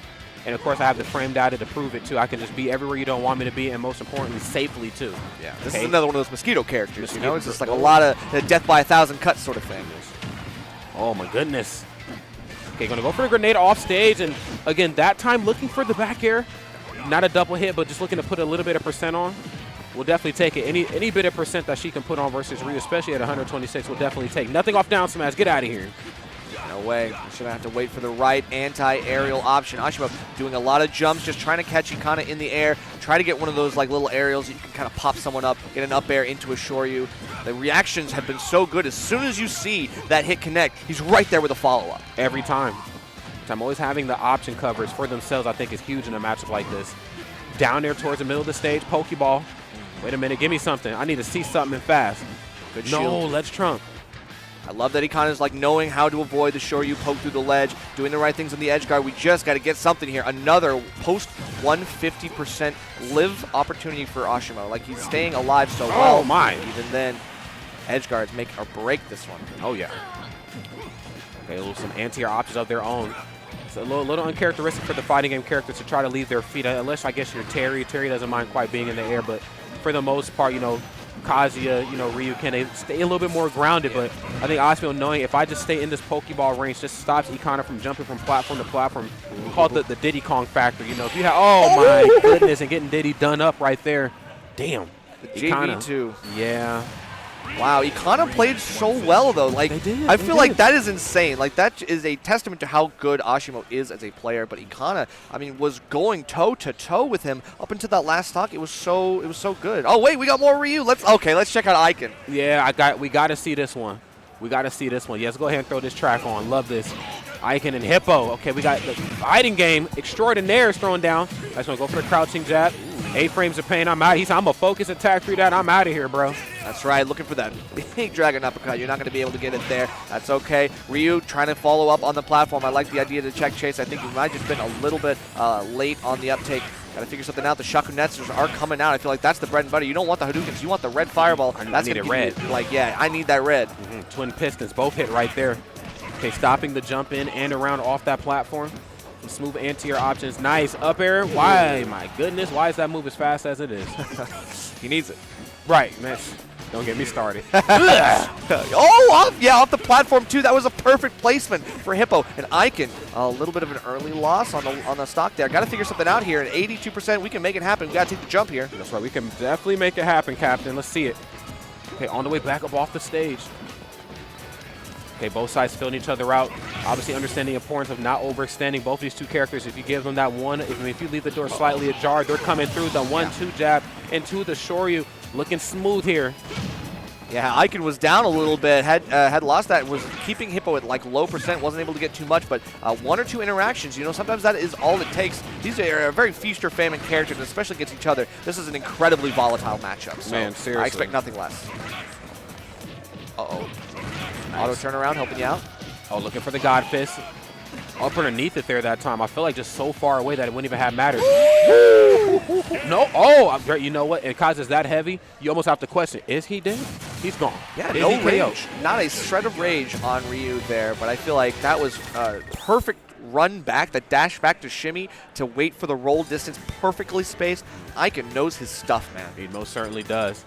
Definitely you got to be almost a mathematician, I think, when you play fighting game characters. Again, knowing, you know, what input I need to go for in what situation, how much space do I have? I mean, I think we've seen it beautifully there, going for like down tilt and heavy down tilt. You got the math overlays in your head. That's right. In conjunction with the electric wing office, it's like I know he's going to do that if I approach, but can I get a move that I can just kind of slide and sneak up underneath there? Yeah. Again, you're just seeing two mathematicians throw down. Einstein versus Einstein here, man. Yeah, that's true. A meeting of the minds right now. You got to see if I can be able to get popped out of that shield and still recover effectively. Still getting out of this, but okay, we've got one setup, another setup, Perps Tech, plus into the side B. Wasn't the hit that you wanted, though, so Icon doesn't crumple and stays alive here. That's right. Okay. Catches the parry on the way back down to the ground. Yeah, I'm blue, bro. I'm blue. You don't touch me. Oh, yeah, he's like, you get just one, and I'm out. All right. Excellent hops over the red fireballs as well, rolling through. I mean, Hippo knows all of the tools, and Kazuya has plenty of them in the kit. Well done with the spot dodge. Icon, gotta finish your food, man. You got to, man. Oh, my goodness, the strongest reflector in the game. For what reason, I don't know. But toss it right back to Ryu. God Fist. Yes, sir, and sending them up to meet God. Great stuff. Hippo right here with a little bit of a lead. Let's see what they're going to do to hold on to it, because judging how that last match wrapped up, leads didn't last very long. That's true. I mean, Icon, he's trying to turn up the movement a little bit, the dash dancing, the focus, instant focus canceling to bounce back. It feels like he's just wave bouncing his way to a potential win in the neutral. So far, we get the rage drive. We've got to avoid at all costs. Dash back, the shimmies are going to be crucial here. Okay. Yeah, spacing is certainly everything in a match like this. And as we've seen that rinse and repeat again, the remix, whatever you want to call it, 1-2 jab, Shoryu are broken that zone. You know, you're not tossing on anything intangible. You're going to be in some real trouble. Oh my God. All that damage in one single Shakunets. I'm thinking sometimes it's almost not worth it. You can see Hippo trying to go for it constantly. That reflector is so quick. It's a nice input as well. Dash dash attack. So yeah, got to figure something out here. We got Icon get caught off the top again. Dragon uppercut. Yeah, even if he like doesn't reflect it and he just twin pistons or God Fist through it, it's just like, damn, he was intangible. He just ate it. That's true. You know, it's just like used to be DLC versus even better DLC, man. Whoa, whoa, okay. You just like bolted off that platform right to him. Okay. The movement. Nice 1-2 jab, checking his temperature, just see if he's going to drop shield or not. Flash punch, no, 1-2. Yeah, get off the stage. Send him with the gates of hell, and now we got a Tatsu high, focus, go low. Nice movement from Icon, and Hippo still just can't really get a read on him. And finally, as soon as Icon gets back on ground, I mean, we back in this. We're not out of this just yet. No, we most certainly are not. We are still up in it, hopefully one side ready to win it. Now, we got some rage to expend, and I think Hippo knows Shakinetsu is definitely on its way. Hey, even maybe just a regular Hadouken. I'm going to lean more into this reflect. Can't reflect off stage, though. True. Got to watch out here. And the get-up option is going to be read on a little bit. Yeah, the up B. Yeah. Hippo takes a game, and Icon now put on his heels into game 3. Let's see what's going on here. We'll definitely take it. Icon working for that lunch money. What's going on down here with this Joker and this DK? What is this? Who are these? Oh, that's Mercury probably, I think. Is that Mercury? Yeah, that's Mercury Dylster. Okay, so Mercury coming all the way from Tri-State. Love the 4 Philly tag. Going to get her excellent Joker combos. This is looking pretty good so far. And we are down 1-2, so Dylster must have been turning it on in the first couple games. I guess so. Mercury, let's see how hot we can make it right here in this match. She's looking really good right now. Unfortunately, gun dashed into something crazy, but Arsen's here, so it doesn't seem to matter. Let's go ahead and expend this damage. Full Arsene bar, which means we got a lot of liberty. We can wait. Yeah, we can wait a little bit. I got a little time. But yeah, there we go. The cargo up throw. What can you say? You can wait if you want, but good things come to those who wait. But honestly, though, fortune favors the bold. I'm going to reach out DK style. You know what I'm saying? I'm going to expound on these opportunities. Stop playing with me. I don't care what they said. Ding Dong never left. No, it never left. Ding Dong never left. No, it just put on a different outfit. It was kind of hard to recognize, but no. Put on the mustache, the fake mustache. Like, hey, don't I know you? This is my brother, Dong Ding. Dong Ding. Oh, gotcha. Yeah, yeah. Come on through, my player. mistake. Come through. I thought you were that other guy. Yep, and then boom, party gets started. Boom, ding dong. Yeah, you know it. Like, I thought you said you weren't. Yeah, you know what? I lied. All right, so we're getting these edge guards coast to coast. I mean, Mercury still trying to do the most. We find that get up attack punished hard by the back air. Love that stuff. Oh, yeah. Mercury right now, though, making good use right here of this limit. She has to get back onto solid ground, but back air is not making it easy for her. Oh, my goodness gracious. And Dylster sending her down there into the abyss. But this is still very, very doable, of course. Joker blessed with some really great options. Rs10 are not, Nair's really great, -5 on shield. And then, of course, you have options like this. We can just build up meter because it's here. Rs10's back. Yeah, definitely. Really quick, a nice Rebels guard to get the bar packed back up. I mean, honestly, we have some great combo food in DK, but we are not seeing Mercury be able to get these like long strings of combos that we know Joker can do. I think right now Dylster is just doing the right things, playing evasive, resetting to neutral quickly, and finding these get off me tools. They're really big mix-ups, but they're working. They're most certainly working, and for good reason here too. Again, you just got to watch how you land. Nice. You land improper, it must certainly make you pay for it. Mercury waiting to use up special there that time. Wonderful parry right there. There's the back row. If we can get this stock taken before Arsene gets here, or maybe during Arsene, you might be able to use Arsene for the next stock, but it ain't happening right here in this set. Mercury's going to drop down to the loser's portion of the bracket. Dylster's going to move on. Phenomenal stuff right there to both of those two. That's a crazy one with DK against Joker. You know, that's kind of harsh. Are we living in the Kong era? I think so. Planet of the Kong, because we've seen it in Melee too. People are believing in this character. Not just in Melee either. Bro, I believe I can't go wrong with the Kong. We got Chunky Kong here as well. I'm sure DK might have a renaissance at this tournament. But let's see if we can go back to the Icon set. Actually, let's pull up B again. I want to see what's going on over here. A little bit of what happened in the last game. Again, I'm just going to reflect all your projectiles, and for good reason. Oh my goodness! Wow. My God. Hippo coming through in a major way right now, but this isn't to say that Icon can't do it either. We've definitely seen the 1-2 jab into Shoryu, or the light down tilt, heavy down tilt Shoryu, so it's most certainly a thing. Right, it feels like the pace of this game has been really low. Like, we were just on 2 stocks apiece about a few minutes in, and now, just like that, it's over. Damn. Icon gets caught in the wrong situation, and Hippo is now confirming these first techs very consistently on this platform. I feel like it might be worth Icon to get off a Howl Bastion. I would think so. I definitely want to see a different stage pick, something different, man. The problem is that because they're both FGC characters, I'm almost wondering, is it really beneficial for you to leave this stage as well, too? I mean, a lot of the same advantages Kazuya gets, you kind of get them, too. It's just almost a mini game on who's going to get it first. You know? I think it's got to be a biplat stage, You though, think because so? I think we got to get Kazuya off the ability to follow you on the entire central platform. That's a good point. I need more options to go to. I need to be able to mix up my DI, because if I'm going up on the platform on Hollow Bastion, Kazuya covers it all. I cannot get a moment to breathe. So No. I feel like we got to get something here with like smash. Don't do smash though, bro. No, don't do that. Oh, we're going right back. Wow, okay, look, damn. I'm gonna let it rock. You know, it's just Icon's choice. He's the master. What can I say? All right, well, let's see how it all unfolds right here. Kazuya ain't got no shirt on. That's like, no, it's serious, this match. Here we go. That's right. You know, and it's just about that time. You know, I think Icon's gotta close this one out. You gotta take game 4 and then 5 afterwards. Cannot get caught. Like, you gotta play super precisely. Otherwise, Kazuya's gonna find one interaction and take an entire stock off of it. You know it. Yeah, that's right. On the way down with the Nair, nice, quick 46%. And again, you don't really get to see how important Focus Attack is in this matchup unless you're using it as a way to get back to the stage. Again, there's not very many double hitting options that I think Kazuya's going to toss out when it's time to take that stock. I'm looking for God Fist, and I'm looking for the crumple, boom, into the uppercut. Nice. Frame 4 up here. I'm on my way back. Oh, wait a minute. Icon said, I got this. Yeah, so far, just not getting the kill yet. Of course, Kazuya, the new super heavy, not going to be able to do whatever he wants here. How will we survive here? Looking for the, into the rage drive. That would be an interesting confirm, but Icon finds a moment of reprieve to get out of that danger. It doesn't look for, it's not going to get the trump here, but I appreciate the tip of the Tatsu. Oh, my. And just kept swinging. Love that. Trying to create himself just a little bit of space. It goes back to what we talked about, too, just the sheer nature of the math that they're, okay, making it back. The sheer nature of the math of that, their moves that they're tossing out. Being able to know, okay, down tilt's going to create enough space between me and my opponent that I'll be able to go for Tatsu safely. I was a little worried on what was going to go down there. That's crazy. Icon is now kind of flashing the focus when he knows that there's like single hit things like the upbeat coming out. He's above Kazuya. He knows what's coming out. And being able to land faster and then anti-air Kazuya. That's like crazy stuff. But Icon, he's coming up with some like new key strats on the fly, and I love it. Yeah, seriously. Oh, get up attack, very rare. You don't see that very often, really, from any opponent. Yeah. They're always going for like neutral get up or roll or whatever the case may be. Unless it's doubles. There's so many chaotic things happening at the same time. Get up attack might work, but whoa, get up into this. It's the dash attack. Still working with a bit of a deficit that they have to bring themselves out of.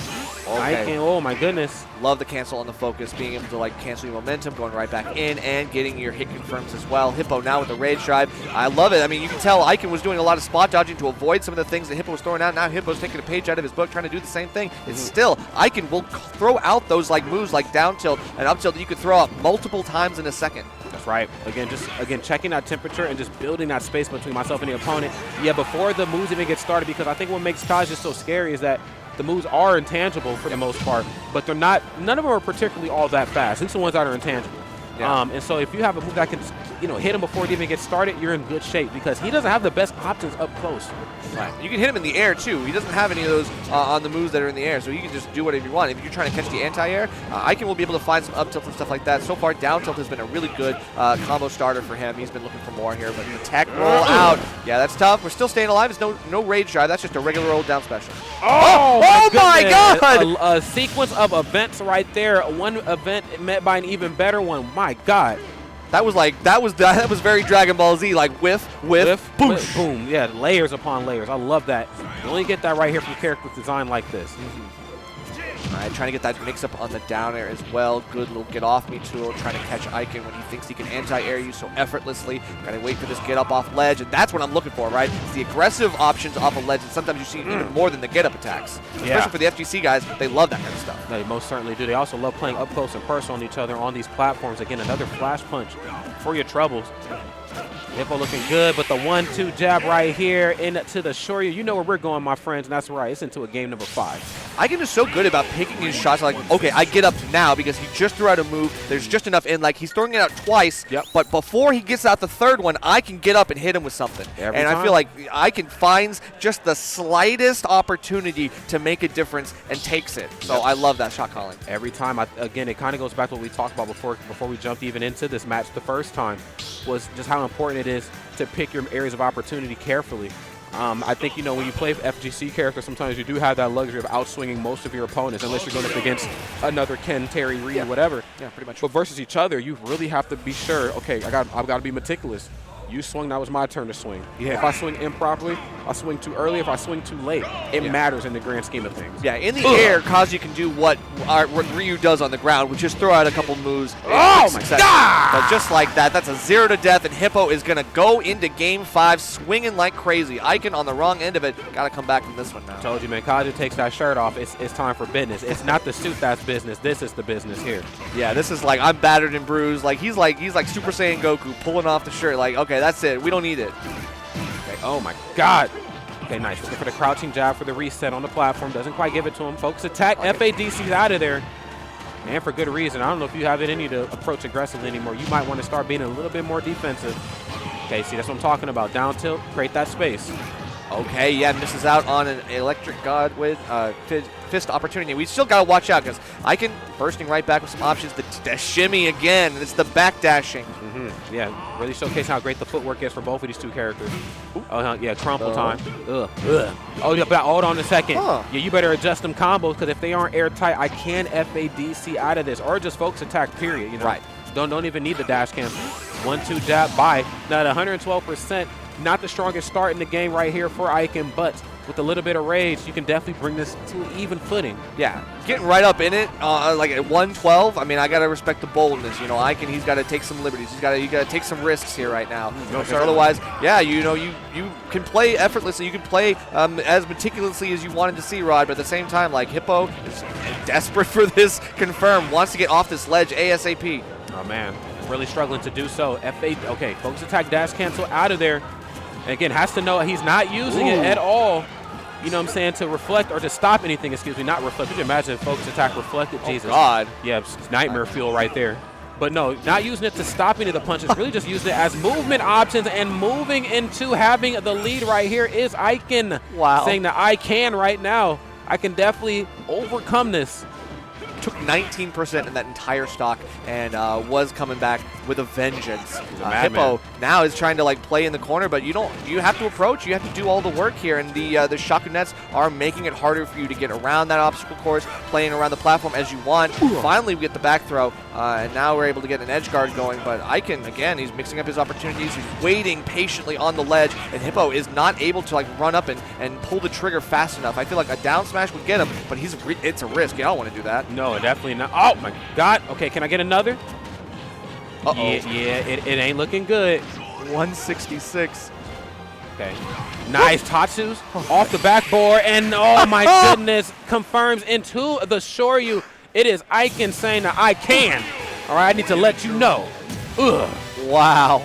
That was some beautiful gameplay. Damn. That's insane. Coming back to that set, like when we did, was so good because Icon was like, looked like we were like, oh, Icon's having some trouble. And they're like, no, he cleaned it up, especially at the end. Like that 0 to death meant nothing to him. No. He was like, that's it. Gamer lean forward, and I'm crushing That's this. all that gamer lean glasses push, and it's God. done. It's literally done. Icon brings it home. Wow. Love that stuff. All right, so looks like we've got player 4 and VDAD. I kind of want to see that unless you want to see any of the other ones. No, let's see. If that's, I didn't know that was player 4 playing. Yeah, so we got player 4 on A against VDAD, who is the Rob. I can't remember where VDAD is from, but I think traveled a long way to be here. Okay, well, let's see how it all unfolds right here. Player 4, the commentator, player extraordinaire, get ready to show us something, okay? Yeah, it's still at high percent, and it took a game, so we're doing all right. And against Rob, hey, this is a matchup we should know. That's right. This is a very well-known matchup. You know, I think Rob is one of those characters, too, unlike Snake, where, you know, all of them are different. I think, you know, to play a character like this at this level, they all have to share some very, very similar sort of tactics. That's crazy. So player 4 staying alive against the throes of death, like being able to avoid the side B, avoid everything going on. Nice parry on the down air. We know our timings for Rob aerials. We are ready with that. Just cannot get anything stuck between a Rob. Yep, Rob. Ah! Okay, we're good. Oh, my God. I was like, damn, they survived it. Player 4, he's him. Yeah, thought we had a chance. Yep. You know what, though? Still up in it, though, because, again, these are best of 5. So let's see what player 4 is going to do right here to turn this around. I completely spaced on him that he plays Peach as well as he does. And this is very, very doable. This is going to be very difficult. 2 characters that live forever. 2 very combo-centric characters at later percent that also, unfortunately, for their opponents, keep those same combos at later percents. It's messed up. Yeah, I mean, it is one of those things that you just got to, like, be aware that, you know, this character has a lot of variance. It has a lot of opportunities to kind of, like, do crazy things. The projectiles are obviously going to be there, but then you have the mix-ups with the grabs and the kill throws and the kill throw setups and stuff like that. Like VDAD is going to be able to try to maximize the potential here on FD. This is player four's pick, though. Okay. Well, let's see what was going on in that mind of theirs. I did look it up. VDAD's from Spain. Spain, got you. Okay, that would explain the FC. I feel like there's another player from over there that has the FC tag. Yeah. So VDAD, the Spanish Rob. Okay, very cool. Okay, that's going to go for the down tilt. Being outboxed right here, I mean, that's going to happen when you're fighting up against a Rob of this caliber. There's Nair, right into the up air, but not enough to get the job done. Keeps mixing it up, going for the Nair, going for the up air. Love the timing. Oh my Lord, Jesus. But yeah, player 4, once you get your feet back on ground, like you're getting your whole body back on ground and you're getting caught by the down smash. There's too much going on right now. And player 4, I think, is just kind of overcommitting to the wrong options. I think the risk reward is just not there right now. It most certainly is not. Just trying to figure out a way to get a little bit of space, because they're not even trying to outswing VDAD. They're just trying to get a little bit of space to breathe in, but VDAD, of course, not giving it to him, and for good reason. Peach, of course, with the turn-up in hand is a very, very dangerous Peach for sure. Especially a dot eyes like that. That was a pretty decent pull. You can see a little bit more shield damage on Rob than usual because of it. But as long as you have RNG on your side, maybe player 4 might be able to pull some real tricks out of his hat. That's right. Okay, well, let's see how it all unfolds. Using up tilt to try to get up underneath Peach. Of course, she's going to spend a lot of time off of her feet, and for good reason. A lot of what makes her so dangerous, so potent, comes out of the short hop something animation. So, unfortunately enough, VDAD dropping that stock right there. Player 4 looking a little bit more comfortable right now. This is the player 4 that I know. Yeah, definitely. The low floats and stuff like that. Those are the things, the habits I expect from player 4. Unfortunately, does have to go for that really early parasol. At the same time, like you have tech roll out, you might have maybe bought yourself a little time, but no tech on that one. You teched every single one, but the one you needed to tech the most. Jesus Christ, VDAD is different. Yeah, VDAD is different. Oh, no. Okay, not like this. But hey, we're not done with this this gravy train just yet. Catching the roll in, VDAD is in player 4's head. You're going to win this rock, paper, scissors on this one, I'm afraid. That's right, with a head full of laser, I'd imagine he's about to shoot it soon. There's the gyro at the ledge. No, spin cycle, leaving you out high and dry. VDAD moving on to the next portion of winners, going up a commanding 3-1 right here on a player 4. Sheesh, I gotta see the game that player 4 won, because like honestly, VDAD was a clinical takedown, unfortunately, on my boy. But hey, that's okay. Player 4 still got loser side. Got to keep an eye out for the boy. He's gonna be out there making waves. That's right. Yeah, and hopefully I'll catch player 4 on commentary too. Are they on commentary? Not this weekend. Yeah. Okay, got you. This weekend, but a tri-state legend. Yes, definitely one to watch out there on the East Coast. Is a traveler, frequent traveler. Sometimes comes down to MDVA. Sometimes comes down to some other regions. So love to see the success for player 4. That's my goat. Yeah, he's absolutely just a jack of all trades and a master of many to it at that. Too. Always a pleasure to have around. That's true. Right. What are you thinking, Chase Polar? You know what? Let me see. Let's see. Got Comet. Just got done playing. I'm mad I missed that one. Let's do it. Let's do Chase Polar. Let's do it. Yeah, let's take a look at Chase Polar. Obviously, Chase did really well in doubles yesterday. Does really well in squad strike as well. But here in singles, this is, again, we talked about it at the main event. And this is a fresh set against Polar, who I think we did see earlier. Yep. We had opportunity to see him play just a little bit before. And obviously playing really, really well. Wait a minute. Okay, down tilt, yes. Me and Incineroar were from the same neighborhood. Our down tilts can do whatever the hell they want in the corner. That's right. Catching that American air dodge in. You got to wait for that. Oh, okay. Quick up special to just get past the train of the Nair. Like, I like it.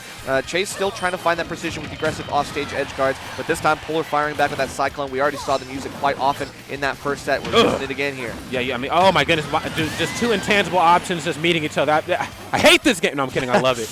It's so crazy, man. Just again seeing the layers of just thought process kind of play out right there, knowing I'm back airing. You shouldn't be able to do nothing about it. I say, yeah, but now it's not a matter of if I can do anything. It's when I'm supposed to do something. Yeah. My intangibility is lasting a little bit longer than yours. Sure.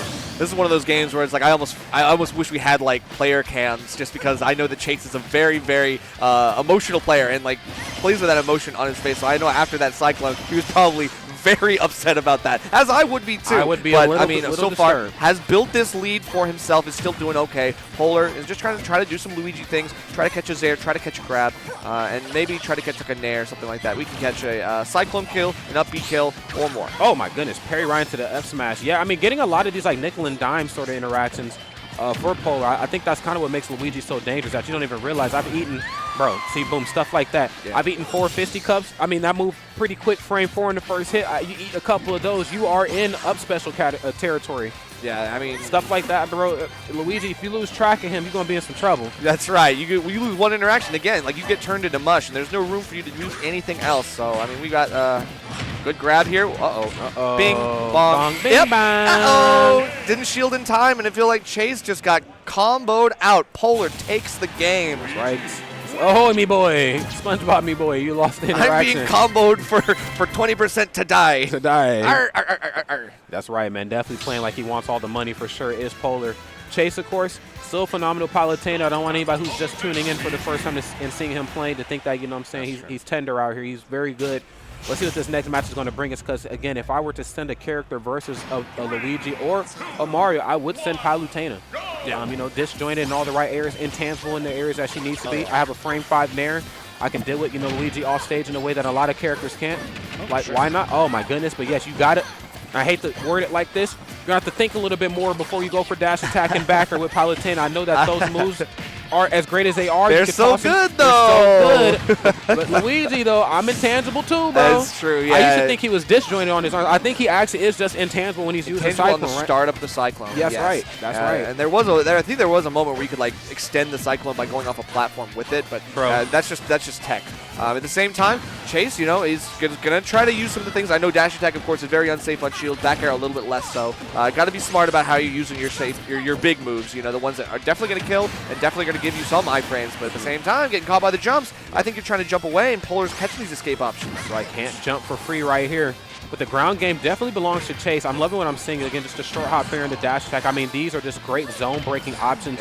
Beating Luigi to the swing. Again, I know that your dash attack is frame 4 on the first hit, but my dash attack is too powerful. And who needs a dash attack when you can't even get back to the ledge? The body block, of all things. So Chase, it looked pretty calculated, so I'll give him his props. That was a really smart play, because sometimes, you know, when you hit that headbutt, like, I mean, you're in a lot of in leg. You're not able to just immediately up B back to ledge. You fall a little bit too far, and Polar's just going to fall by the wayside. Now we get a down air. That's what I was looking for. Force that air dodge. This time the American air dodge does not slide by Chase unwarranted. And we are going to take that one. He's doing a lot of that yesterday in doubles. I expect nothing less than singles. I'm trying to tell people, man, Chase is sort for chasing opportunities, because I've never seen a more opportunistic Palutena in my entire life. I just feel like when these opportunities present themselves, Chase is on it.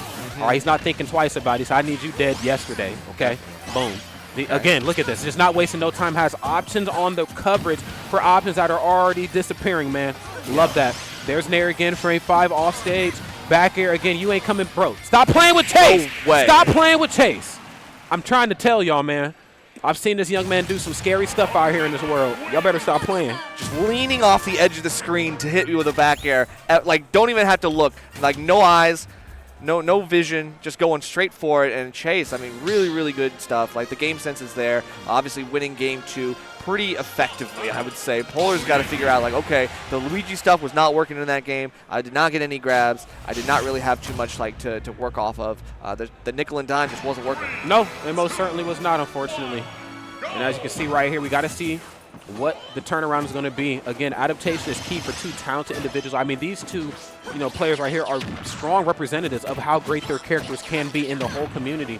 But I'm curious to see what the adaptation is going to be right here on Polar's behalf, because he definitely got read off stage in a way that we didn't see in game 1. That's true. Okay. Polar's just got to re-access some of that magic that you had in the first game. Like, but even then, like, getting caught in all the wrong spaces. Chase now has a good download, a good read on where Polar wants to go out of disadvantage. And yeah, of course, the back to you to recognize, like, you want to roll in right now, don't you? That's right. Let me give you that false insecurity that it is okay to roll out of harm's way. I'm not going for the throw. I'm about to let this light shine upon the great stuff right here on Chase's side. It has a very, very strong lead. And now gets to play the turtley Palutena gameplay that we kind of know this character to play. Dash attacking, fall away fair, you know, perfectly spaced. I mean, you don't even got a perfectly spaced back. No, you really don't, because clearly, oh yeah, I take one hit, take it on the chin, reset. Reset again. So you now have to kind of overextend to get this job done, and then you have to get in between the slings and there. It ain't easy to do, but if there's a will, there's a way. There's fisticuffs. Get out of here, man. Fire for fire. Definitely, but I don't know. That green fire does go a little bit farther. We're able to catch something here, but unfortunately, Polar just doesn't get any of those hit confirms to turn into something. We can't convert off this. The juggles are there. I mean, we just are struggling to find the landing options with Luigi. Come here. Oh, wait, we almost got it. If that was a pivot grab, that would have been sick. No, seriously.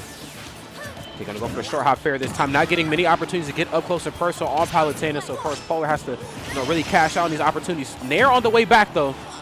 I got you off stage. Yeah, Polar's just not able to like two-frame at all, but Chase is able to two-frame so well with the down tilt and some other options. It feels like Polar just doesn't have the strong edge guarding tools that Palutena has and is losing out because of it. Yeah, Chase is just another type of beast right here. He's activated that top player chip in their brain. Gave you game number 1. He said game 2 and 3 belongs to me, my friend. Down tilt in the corner though. Polar playing this one very, very safe. Has to figure out a way to get out of this corner here. In fact, wait. He said, I need to go see Hades, said Palutena. It's a gimme. I was like, okay, well, I got 2 more. That's okay. I mean, at that point, I'm going to risk it all on one play. You're at 85, but listen, don't get too greedy, right? I was just about to say, I don't know if this is the play you certainly want to make here.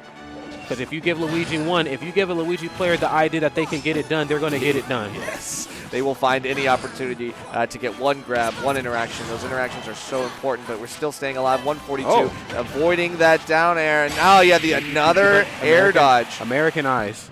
That's just like landed a free. It's tough. It's tough because it's like, I know you're panicking in the corner. You have to air dodge, and then you have to like side B, and then you have to up B. But I mean, honestly, you got to mix up the timings. Like, go for, hey, who knows? Maybe you get a misfire. You go for the side B early. Chase doesn't have any answer to that. I feel like Polar's got to be less predictable in terms of the recoveries because we are reading out and forcing these air dodges so well. The frame traps are absolutely locked up for Chase right now. Yeah, they're chef's kiss, man. And I think Chase is realizing that it's not enough to just, like, if I get the lead early, then I'm down to play the grounded game. I'm down to play the game where you have to come and get me. But more times than not, I need to focus on getting you off stage. Down tilt is a menace versus most characters, but it really sucks with Luigi, who's not snapping ledge right away, who has this long recovery system to come back to the stage.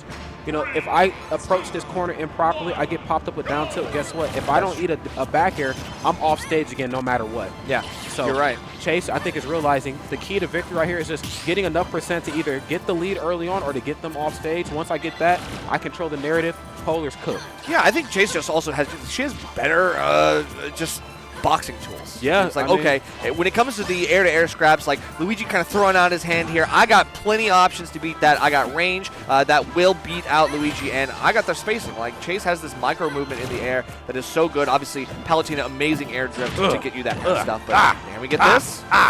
Good shield. This time we shield in time. That frame 1 shield coming in clutch. I felt like there was supposed to be another nair there, though, but maybe I'm bugging. I think Polar kind of like expedited the game plan a little bit. You did not make it true because I think you did try to get that last little hit, but you gotta go for more if you want to actually secure it. That's right. Oh my goodness! And on the topic of patience, you were talking about it before at the end of the last game, just how important it is to bait out those air dodges. It almost felt like Chase was waiting for Polar to go ahead and cyclone. I know you're going to do it. It's a great get-off-B move that you and Dr. Mario both share. Once it's done, you're going to be in some trouble. Polar, of course, nice. Going for neutral special right there to cover themselves a little bit, but not enough coverage to get you back to that ledge. Chase, of course, goes up a stock here, but only at 75% too. This isn't the 30% lead that we've seen in game number 3. But now we get to see Chase still play, like their back's still against the wall a little bit. Yeah, that's true. Now, why is there so much Luigi on this screen right now? There's quite a bit of Luigi. Why is this? Okay, you know what? This is the year of Luigi, even though it was like a few years back. Chase still trying to get more here. It gets that trump back air. Nice stuff. Trying to get the 2-frame with the down tilt. Polar is now mixing up the timings on the up B. It's fast enough that even an active move like down tilt won't exactly do the job unless you time it exactly right. Got to get the times. And now we're getting a quick pull the trigger on the grab. Again, the range isn't always there. Palutena grab range did get nerfed. Yeah, it did. It did. And for good reason, because she was a little cracked. A little, definitely. Tri-State feared this woman. Oh my goodness. And for good reason. And for good reason. I thought we were going to see another drift down there, of course. Those options, they keep rinsing and repeating Luigi off stage, but I think this time, just saying, hey, I need to get you dead. Off the backboard though, bro? Yeah, no tech though. Chase wasn't ready for the aggressive defense from Polar. It was just like, hey, get away from me. Yeah, back it up, player. Love Judo that. chop. Judo chop, $2 slices, man. I love it. Now he's going to go for the auto reticle. Trying to play the long run. Bro, we are playing basketball. We are dribbling. Jesus Christ. Oh my God. Not uncharacteristic for Luigi. They were in an NBA street once upon a time ago. That's true. Luigi will never be balling, except right now. Okay. Uh-oh. Okay, nice one. Go for the side special back. Yeah. This time, maybe helping him get back to the stage a little bit more. No, actually setting him up for greatness is Chase. Polar going to drop, unfortunately. I think it's a lot easier for Chase to catch the horizontal recovery, right, instead of the vertical one. So, yeah, it makes sense. Yep. Great stuff right there to both of those two talented individuals. Chase, of course, just again knowing that this game is to be won off stage. Yeah, it's not an on stage. It's not going to be an on stage victory for sure. I mean, it can be, but that's of course me playing now Luigi's gameplay, and I can't allow him to have that because I think he kind of got let off the hook a couple times, because Polar dropped a few of those combos. But in a different universe, all those combos landed and worked, and we're in a game number 5 right now. So all right. Let's go to game A. Let's watch Hungrybox. Let's just do it. The hell am I looking at here? Well, yeah, okay. Luigi doing Luigi things, but this time Hbox actually going off the stage so smartly because he knew that he was not going to be on ground and be in danger again. That actually gives you the escape option because Luigi's like, I'm not going out there. No, absolutely not. Are you kidding me? Why would I do something silly like that?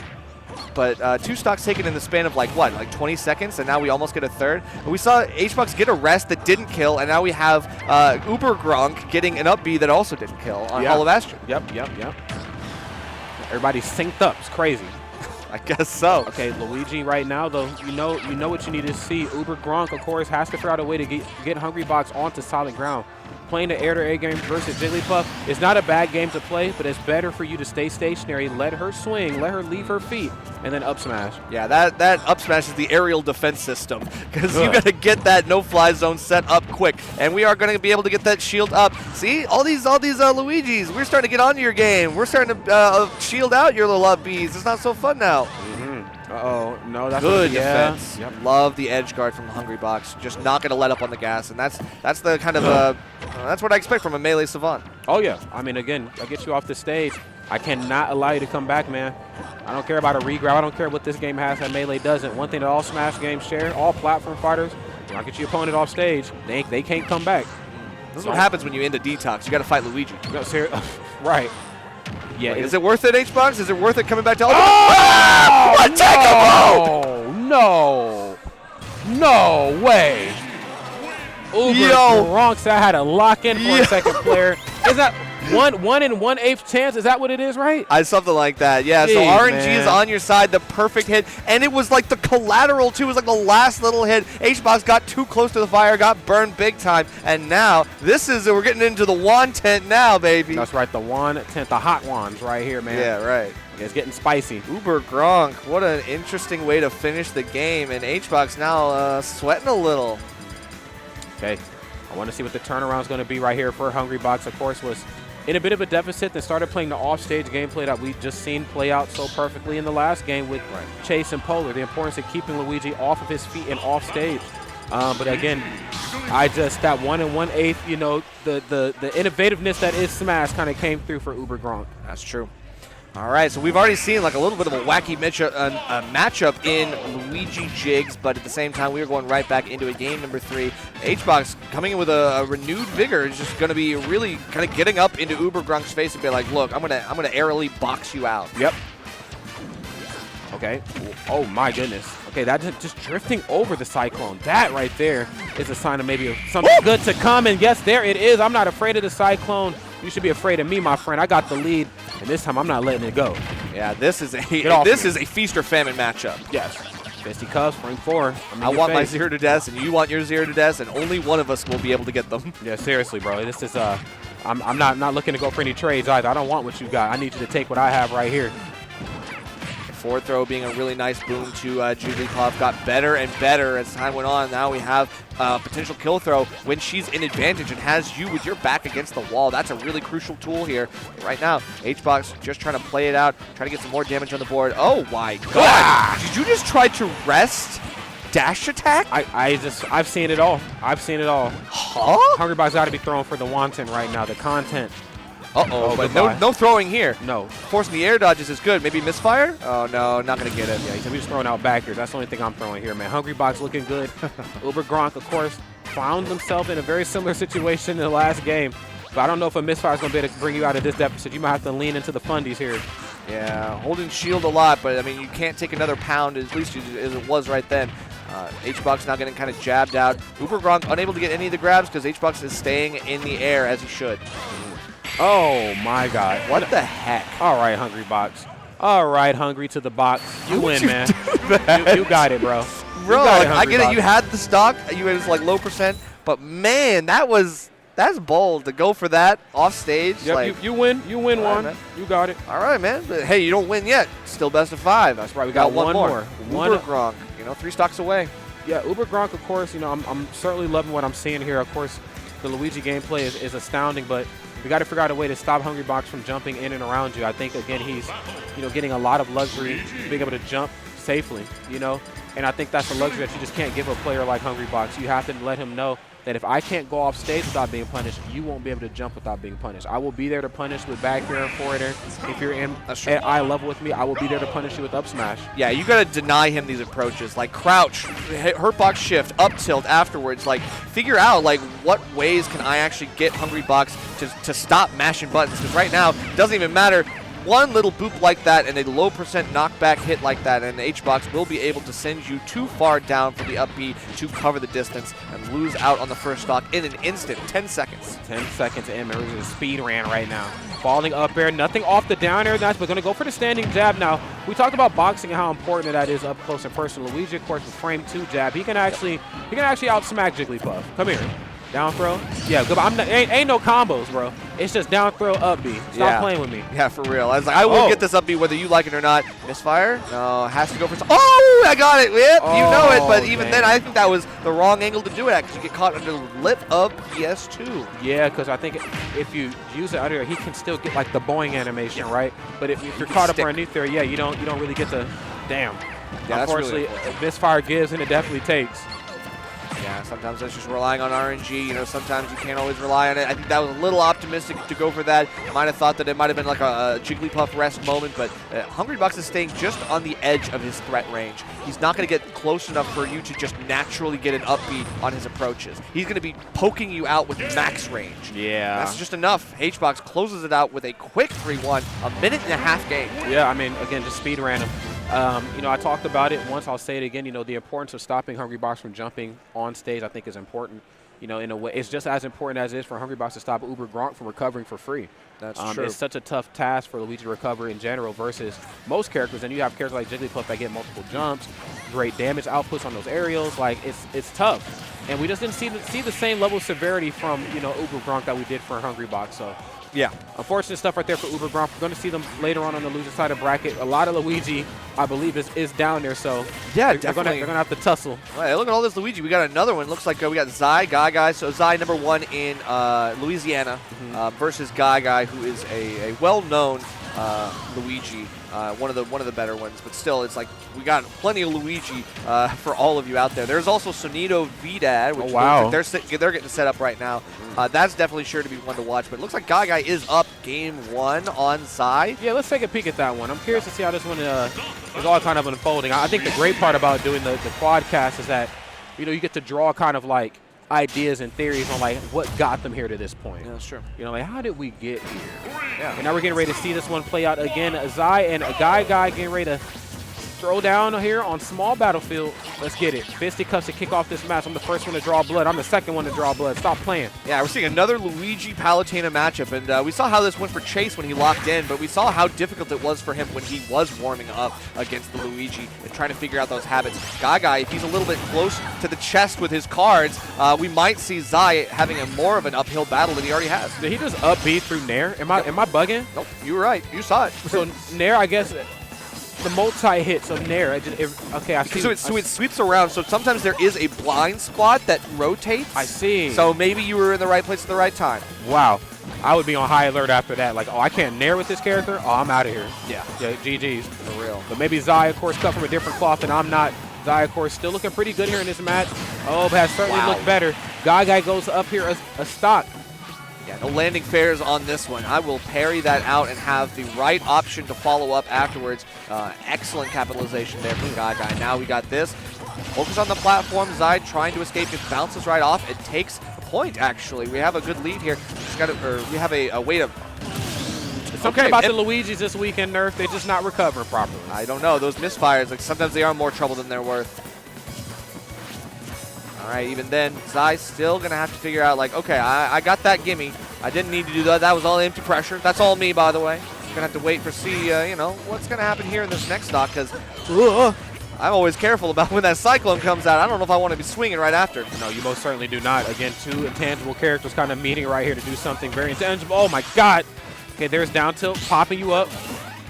Okay, that time electing to snap the ledge here. Sometimes you don't really get a choice when you're Luigi, but if you know you can dip down just a little bit lower to save yourself. Oh, I'm out of here, bro. Don't touch me. And they look for down airs there, on both frame 3. sides. Hold on, bro. Guy catches the teleport, and now we have to go for a high one. He catches another startup of the teleport. Zai finally is able to reset to this neutral. Nope. Oh, my God. No, wait. Arms of the Angels, though. Here's the wings. How? You better stop playing in this corner. Shield that out, but yeah, it doesn't really do too much. It's not an aggressive edge guard. You just kind of stand there, but again, we do the Cyclone. If it doesn't work the first time, I'm absolutely doing it again. Slid off the stage purposely just to reset the situation. How smart. Back throw. That's right. Okay, off the stage. Come here. Oh, yeah. Come on now. Zai, Whoa. I think you got lost in the sauce, friend. Okay, back to kill. Yes. Will not kill, but we're getting this. Explosive Flame still alive. Great DI from Guy. Okay, it's looking good. 142.8%. We have certainly seen better situations right here from both of these two opponents, but Zai can definitely get this one done, but it has to come through the guise of getting Guy off stage. The Waveland as well? Jesus Christ. I mean, we know Luigi has no tread on those boots, but damn, he's sliding around. He's like a tire that's been worn down. He's slipping and sliding. Like, honestly, that man's got too much going on here, but probably a little bit too much as well for Zai to be able to handle. He's going to be able to bring that to a last stock situation. I don't know, 84%. We're starting to trail behind a little bit. And Guy, once you get you on the ledge, like, I feel like he's ready for the kill. He's ready for something here. He's just like down throw, up B. I'm salivating. I mean, is it the American air dodge or is it just the Luigi air dodge? I've only seen it from the Luigi's this block. Who knows? Back air again. Go for another one. Of course, has him towards center stage. Palutena with a little bit of rage is a very, very dangerous, I'd almost argue one of the most dangerous women in the room, if not the most. You know, she starts tossing that around. It's not a good time, especially off stage. Woo! Nothing off the downer, though. That's true. A real femme fatale. You got to watch out here because that's going to do it. This time we were going for the down throw, down B, but this time, okay, only a little bit of rage on Luigi, so that does make sense. Great DI from Zai to survive that. It is a DI mix-up, so we played the guessing game and we won. Okay. Luigi's a lot of buttons is getting pressed right here if you're Luigi. Now, bye. Whoa, I'm out. every time he knows it's going to miss, guess what I'm doing? Disappears over the ledge to avoid any kind of punish. Love that kind of non-committal option. Okay, looking for dare. Okay, Fitzy comes again. And yes, that move will kill you at crazy late percents, but it is an option. Okay, you tried it. Nah, yeah, run from this. Woo! Oh my God! You saw Zai go all the way out there for the down air. Yeah. It was a risk, but the fastball was too much, and thought that maybe you had Guy in the right situation. Saw some blood in the water, but I think got sharked out himself. So damn. I mean, honestly, I would have went for the same thing too. I mean, I'm right on top of you. How could I not? Yeah, it's definitely tempting. It's tantalizing. Alrighty, potential final game right here for Zai if we cannot figure out a way to mount this victory. I'm going to switch back to Palutena, and I'm going to be honest. There was a part of me that wanted to say if you had another character, it's time to switch, but I still very much like Palutena versus Luigi. This just all comes down to who's going to win at each other's games first. You got to get Luigi off this stage, bait those air dodges, because you have gotten stocks by baiting air dodges. Yeah. Once you get it, capitalize, make Luigi pay for it. Yeah, honestly, we got to make him like think twice about using those resources, because you got to make him feel like, okay, now I got. I'm afraid, and I can't use my typical fear options to get out of here. That's where the real problem sets in. Down tilt. Yeah, here we go. Oh, my. Okay, just goes for the poke on down tilt just to do something safe. Could have went for down smash, but said, no, I'm going to go for down tilt just to see if there's a pulse. Okay, doesn't catch the roll out. Instead, looking for roll in. Zai now, yeah, getting a little bit too greedy, looking for that explosive flame follow-up. But Guy is getting around these options very well, knowing when Zai's going to go for the far option and the close option. That's right. That's right. I think just knowing the difference between those two right there is kind of making all the difference. Nair on the way back up. Of course, a lingering frame 3 option. How could you not want to go for it? Yeah. Okay, actually. And look at the micro spacing right here from Zai.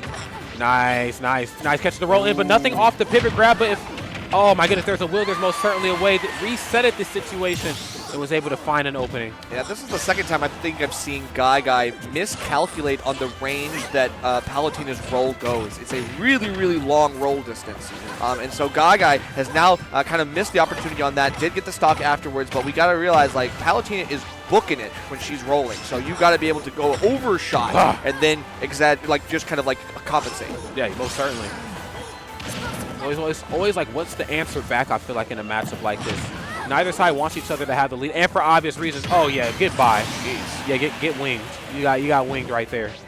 Sometimes, you know, you take a risk and you get punished, and that's okay because we're just going to run it right back. And this might actually do it, but we have, again, great DI from Zai, so not too worried about that. But the high recovery is going to get eaten alive, and Guy is going to be looking really good as we continue the full stock lead. Avoiding that second nair, missing a grab. Zai kind of going all in, the tunnel vision on the grab. And then the wave land back as Guy runs back in with another dash attack. I feel like the movement is definitely going crazy right now. It is. I mean, and it has to be for good reason. Palutena is a character that likes to stay stationary. She's a big, tall lady, but the dance moves ain't quite there, unfortunately. So she really wants you to get close on her, so that way she can dish out the butt whipping. The movement is good on Palutena. It's like not super duper terrible, but in comparison to Luigi on ground, Luigi is moving and grooving. And you can see here for good reason. Goes for down there in the corner. Fisticuffs frame 4, of course, has locked Palutena down in that corner a multitude of times, but it's just kind of the neutral special forward air show at this point. I got the lead. You got to come to me if you want it. Okay, we finally get down tilt to forward air. Still not at kill percent, though. We got to get down tilt back air if we want to really make some differences happen. We do get a regular raw back air. Wait for something, no misfire here, looks like, so we're just going to go all the way down there. And every time I see Zai go off stage, I wince a little bit because Guy has been so good at evading that punish, and still, like, Zai is overcommitting to some of these things off stage, losing some stage control, but Guy does get back down to last stock. Zai starting to bring this back from the brink. That's right. Figure out what the turnaround is going to be here, and fast. Of course, these up airs definitely starting to make some tread here, but not quite enough. 89% on a Zai. This is not the worst spot to be in the world, especially when you have positional advantage the way that Zai has been so good at capitalizing on. F tilt in the corner, down tilt in the corner. That stuff Luigi doesn't want to have to deal with. Oh, the shield push, wait. Wanted to see if you could get Zai to flinch a little bit, and maybe you could force out a crucial scrape. But at the same time, Guy still did get unpunished for that, so we are keeping it even, but you're getting bounced from side to side, having to continue the edge guard rinse and repeat every single time. Once you find your way back to center stage, now we get a roll in, but Zai, that's the right option to get you out of dodge, and for now, I think we're doing okay. It's another edge guard, but this time Guy, the down airs off full hop from ledge have been pretty decent. Oh, my, oh, whoa, bro. Jesus, man. Now that is how you close out a match right there. Guy looking good, going up 3 games. 3 heavily contested games, though, friends. It was 3-0, but it was close, okay? Yes. Zai, phenomenal stuff, and of course, knew how to pick their opportunities pretty well, but unfortunately not well enough. I did love the F tilt in the corner and the down tilt. Sure. I love that they kind of, you know, dialed back the short hop back air, dash attack stuff. Again, great options. The moves are intangible, but it's just not enough right here versus Luigi. You're going to have to actually get your hands dirty, and unfortunately enough, the guy was just a little dirtier in the matchups. That's true. Speaking of get your heads dirty, I think maybe Cito Vida looks like it's a 2-0 lead for Cito. I mean, that definitely is one we wanted to see, but it might be a quick end. We do have a fresh game 3, though. No stocks taken. But Vida, it seems like he's getting put through the ringer, it looks like. And, of course, the great edge guard that Sonic has in the tank. You know, there's plenty of options to kind of use the spring to kind of force out those normal delays that Rob wants to do and make him have to expedite his recoveries better. That's right. 100%. 100%.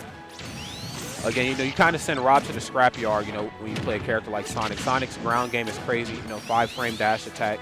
You know, if I'm not mistaken, first hit of fair's frame 5 off stage too. I mean, that's just really tough stuff for a big old character like Rob to have to work around. But the fact remains the same too. I think, you know, when Rob gets his hands on Sonic, those few times that it happens, it's a bad time for Sonic. Yeah, unfortunately, it's just one of those things where Rob kind of has to preemptively catch those things. Like, you have laggier options in, like, Nair and Dare and Bear. Oh, my God. So it's like, okay, all of those things, like, you have to preemptively, you have to throw those out, preload them while Sonic is doing his little spin dash thing. So, got to figure something out here. We do get a grab here, down throw into up tilt, up air. Oh, no, we're just going straight into the up air. Great match there from Cito, but even then, Vidad is keeping this close. Keeping it very, very close, and for good reason. Sonic is a character that you just cannot allow to have the lead, and Cito most certainly knows that. Okay, down tilt, nice. Has him off stage. And this is exactly the sort of gameplay you want to see if you're Cito. Again, I got Rob off of his feet. There's not a lot of characters in the game, despite how big he is and how floaty he can be in nature, can punish Rob because he can be everywhere up at the top of the screen at once. Sonic, of course, is cut from a different cloth. I can go up there and go and get you, or I can get it done in the corner with the tilted up F smash. Right, it'll let you try to throw out your projectile option, throw out the laser, throw out the gyro. I shrink underneath it with the ball form and go right in for a great approach that leads to like 60% or more damage. I mean, obviously a big combo food character like Rob is very vulnerable to this kind of stuff, but the speed of Sonic is just so outpacing everything Vidad wants right now. Oh my goodness, but he's keeping up with them though. So I might be a couple beats behind, but you're still in my line of sight. Okay, now goes for the nair, head full of laser here, there, expends it, forces him off of his feet. I think this is good. Now you brought up, beautifully enough, the importance of preemptively putting out things where you think Sonic's going to be. When you have projectiles, I feel like that task at hand becomes a little easier. That laser, Sonic's going to jump. There's only so many areas he can go when he jumps. I use gyro, cuts off an axis part of the stage. Where's Sonic going to go? There's only so many areas. And I want to see Vidad maybe lean into that just a little bit more. Oh my goodness. Okay. Good anti-gyro counter from Cito, and look at the edge guards. So beautifully done. Vidad had a chance to bring that back, but last stock was all Cito. Damn. So Cito right there with the Chaos Emerald. Damn. Good stuff. stuff. Supersonic, bro. That's true. Supersonic. Not playing around with you, man. Vidad, though, still look really good. And, of course, that Rob gameplay is certainly something to worry about if I'm in the loser side of bracket. Don't want to have to deal with that. It's like I got interesting. Raven Domo and D-Money, and I got Doorstop and Raven King. So I think I need to see that Doorstop and down Raven King. 0-2. That's the key here. Raven King up 2-0 over Doorstop, Ohio's own. This is one of the fan favorites. The crowd is always behind him just because Ohio's out in spades here at this tournament. You know, this is a home turf. Doorstop is correct. But Raven King, what the heck happened in 2 games? I don't know. And no Ike either. This is, I think he's kind of, I ain't going to say kind of, he hasn't retired the Ike. It's just matchup dependent. And I think in a matchup like this, probably best you go Joker. Oh, yeah, and we all know that's a legendary bad matchup for Ike. Yeah, that goes back way far. That's right. There was some magic that was created there. Yes. And, yeah, Ike, unfortunately, just didn't get the better end of that stick. That's true. Even then, we do have Raven King kind of getting caught on platform, caught back against the wall, and Doorstop now wants to take a game, put himself back on the board here. Okay, nice. Gonna go for the back air. Smooth stuff. Raven King, no Arsene, 101%. You have to get it done with Raw Joker. It's not going to be the easiest thing in the world to do, but it is possible. Doorstop, though, this might be the Doorstop show. Yeah, we're going to have to see it. I mean, he's going to have no special guests here. It's all going to be him. No running solo. Raven King still going to have to worry about some of these tech situations. He does tech in place, gets out of dodge really quickly, but no Arsene just yet. Going to have to take a couple hits on the chin and maybe still survive if he wants to get that. But the tether grab actually does give him some freedom. It's just what comes afterwards that's the problem. Right. That's right, and it's always the problem. Doorstop said, I'm going up this game. Ain't going to be no 3-0s here. If anything else, I'm going to make you work for this money. Raven King has to figure out a way to stop the coverage options at the ledge. ZSS is an absolute menace. She can back air to her heart's content. She can safely nair away with it being, I believe, -4 or 5 on shield. It's slow, but it's safe. You know, it's even safe for somebody like Joker to have to deal with, like, damn, I really have to respect this move. Yeah, you gotta let her swing and then back off, and you gotta, okay, I'll step back. I'll step back. I'll play the game. I'll kind of like reset. I'll put some distance between us and try to get my approaches in another way. And maybe Hollow Bastion is the other way. We've got a platform here in the center that takes up a lot of space. That's a way for both these players to kind of convert and also find their way around some of the linear options that both characters have. Here we go. Nice, going to go for the gun dash away here this time. And again, I think with how important it is for ZSS, I think, to stay in position. Same with Power Through Samus, really. You know, positioning is everything. I think Guns kind of gets under her skin a little bit. She wants to, position herself just safely enough away where she can explode in with dash attack like you see here, or you still have you in that range in there, while also still using short hop just to kind of keep you guessing. Right. Gun just stops all of that. Yeah, like, stand still. It definitely like hits you where you just have a little bit of hit stop where you're just like, oh, now all of that great airspeed momentum that I built up here is gone, and I can't find my true punishes. That microspacing is really enough for them to miss out on some key interactions and key opportunities. Speaking of that, we actually went for the down air there, and, Really? And okay, Doorstop, I mean, maybe Doorstop really felt like that was a checkmate situation. I have to at least try to take you with me. Yeah, I appreciate the attempt. I'll put it that way. Yeah. I like it. I didn't love it, but that's okay, though. Doorstop is still innocent, of course, playing with the spirit of Ohio on his back. I'd imagine the pressure is most certainly on right now. Chicago's very on. Raven King looking really good right now, playing a more, docile Joker, if I may say so. I mean, I don't want to say it's defensive or, like, not hungry, it's but the calculated. It's the calculated. I'm letting the damage come to me. It's almost like Civil War, analyzes fight patterns. That's what Raven King's doing right now. Okay, even then, like, been pushed all the way out there, too far for the tether grab to reach, and Doorstop getting these nice aggressive edge guards that could be the death knell for Raven King's chance at keeping this from a game 5. And F-tilt, got forward throw. Yep, we're doing okay. Nice, gonna go for the F-tilt, and nice the back here, and that time jumping off stage and spending a little distance to get it done. Raven King right now, 19%, half meter, and it's only getting bigger. What is Doorstop to do to put it into this? I mean, some good combos. I think we need to see some of the ladder stuff. Like, some of the up airs are just not connecting. We do have a lot of shield pressure, though. That could help get Raven King to play a little bit more aggro. You just got to wait for something else here. And, yeah, that's what I'm looking for, but maybe not in the way Doorstop wants. We have great down gun pressure here on the ledge as well. The F-tilt is active, but not enough to catch that neutral get up. Unfortunately, it is not. That's going to go for another Nair. It's looking good. His Nair 2 pretty safe too, -5, so can toss this out for virtually free, especially right now when you have the advantage of having the lead here in this matchup. Ooh, Arsen's almost gone. Okay, waiting for that. Okay, I love the jump back air. Trying to get something here. Doorstop trying to fish for a little bit more here, but that's okay. That's enough of a non-commitment that Raven King can't really do too much. Gets a Nair rather, and can't do too much afterwards. Dash attack. Nice, going to hang out at the ledge here. Doorstop, this is where Doorstop really comes alive, though. You cannot allow a player of this caliber to have the ledge for very long. Right. Where deficit or not. Okay, a little early on that up smash. Right on time, though, with the back throw is Raven King. Oh, my goodness. Okay. The drag down into the tech from Doorstop. Really nice reaction from him. Still staying alive and actually putting Raven King back on his heels again. We're able to take the stock at 104. We got some rage with ZSS and avoiding the up smash, just barely overreaching her head. And I know she's tall, but she ain't that tall. No, she's not. Okay, okay, gonna go for the up B into the corner and goes for the side B. Now, wait a damn minute. Now, Nerf, we've been in this space a very, very, very long time, and we have seen ZSS's come and go. But one thing that they all share is that when they get that rage on that last stock, yeah, you know it, man. sometimes nothing happens. Sometimes nothing happens. Nothing happens. I don't know what I was getting ready to say right there. That's okay. Raven King closes it out 3-1 right there for all the deep dish pizza lovers. That's right, putting the spirit of Chicago on his back. Doorstop going down to the loser side of the bracket. That's okay, though. Yeah. Doorstop, in my personal opinion, plays really well when their back is against the wall. Yeah. Curious to see what he's going to do right there. Yeah, love to see it. Meanwhile, looks like we got Zendo Dinoni. I kind of want to see Sen Apollo Kage. That's probably the one that I want to see since that's a fresh set. We'll be able to get that new one. Looks like Apollo Kage close to getting Sen out of here. 170. Like, I know. Okay. Lordy. But yeah, that's well past down throw range. So, off stage, he's like, okay, I don't have a lot of options here. I just got to kill you. Yeah. That was well past the prime right there of a Sheik stock, too. I didn't even think a Sheik could live that long sometimes. True. But, again, Snake, great character. When we talk about the differences between, all the top ones, I think Apollo Kage CQC is second to none.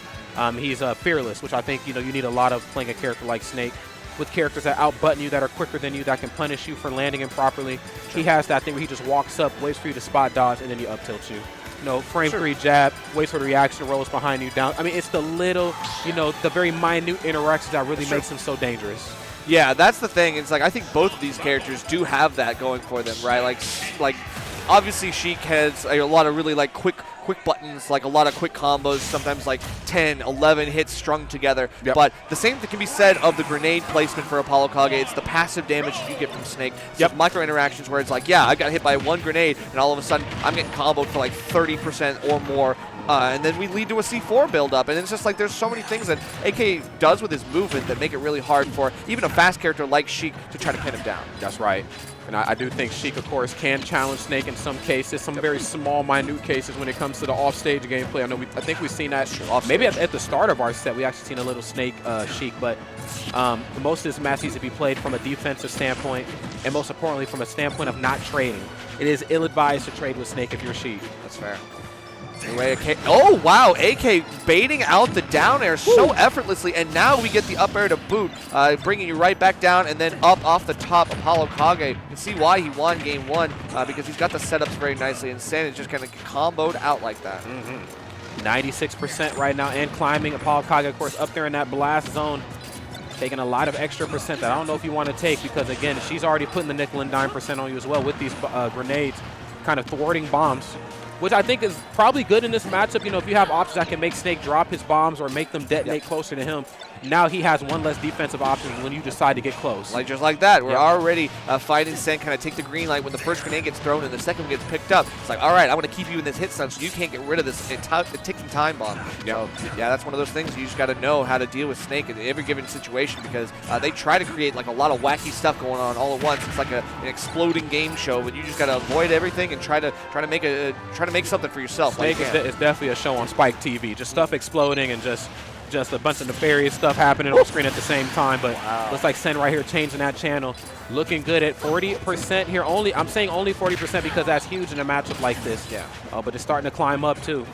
Yeah, a lighter character like Sheik can't really take too much on the chin without having to get out of the fight for a brief moment. Gonna have to figure something out, but we got a nice little conversion with the grab. I like the weight, but the spot dodge was just enough for Apollo Kage to avoid. And now we have the air-to-air meeting.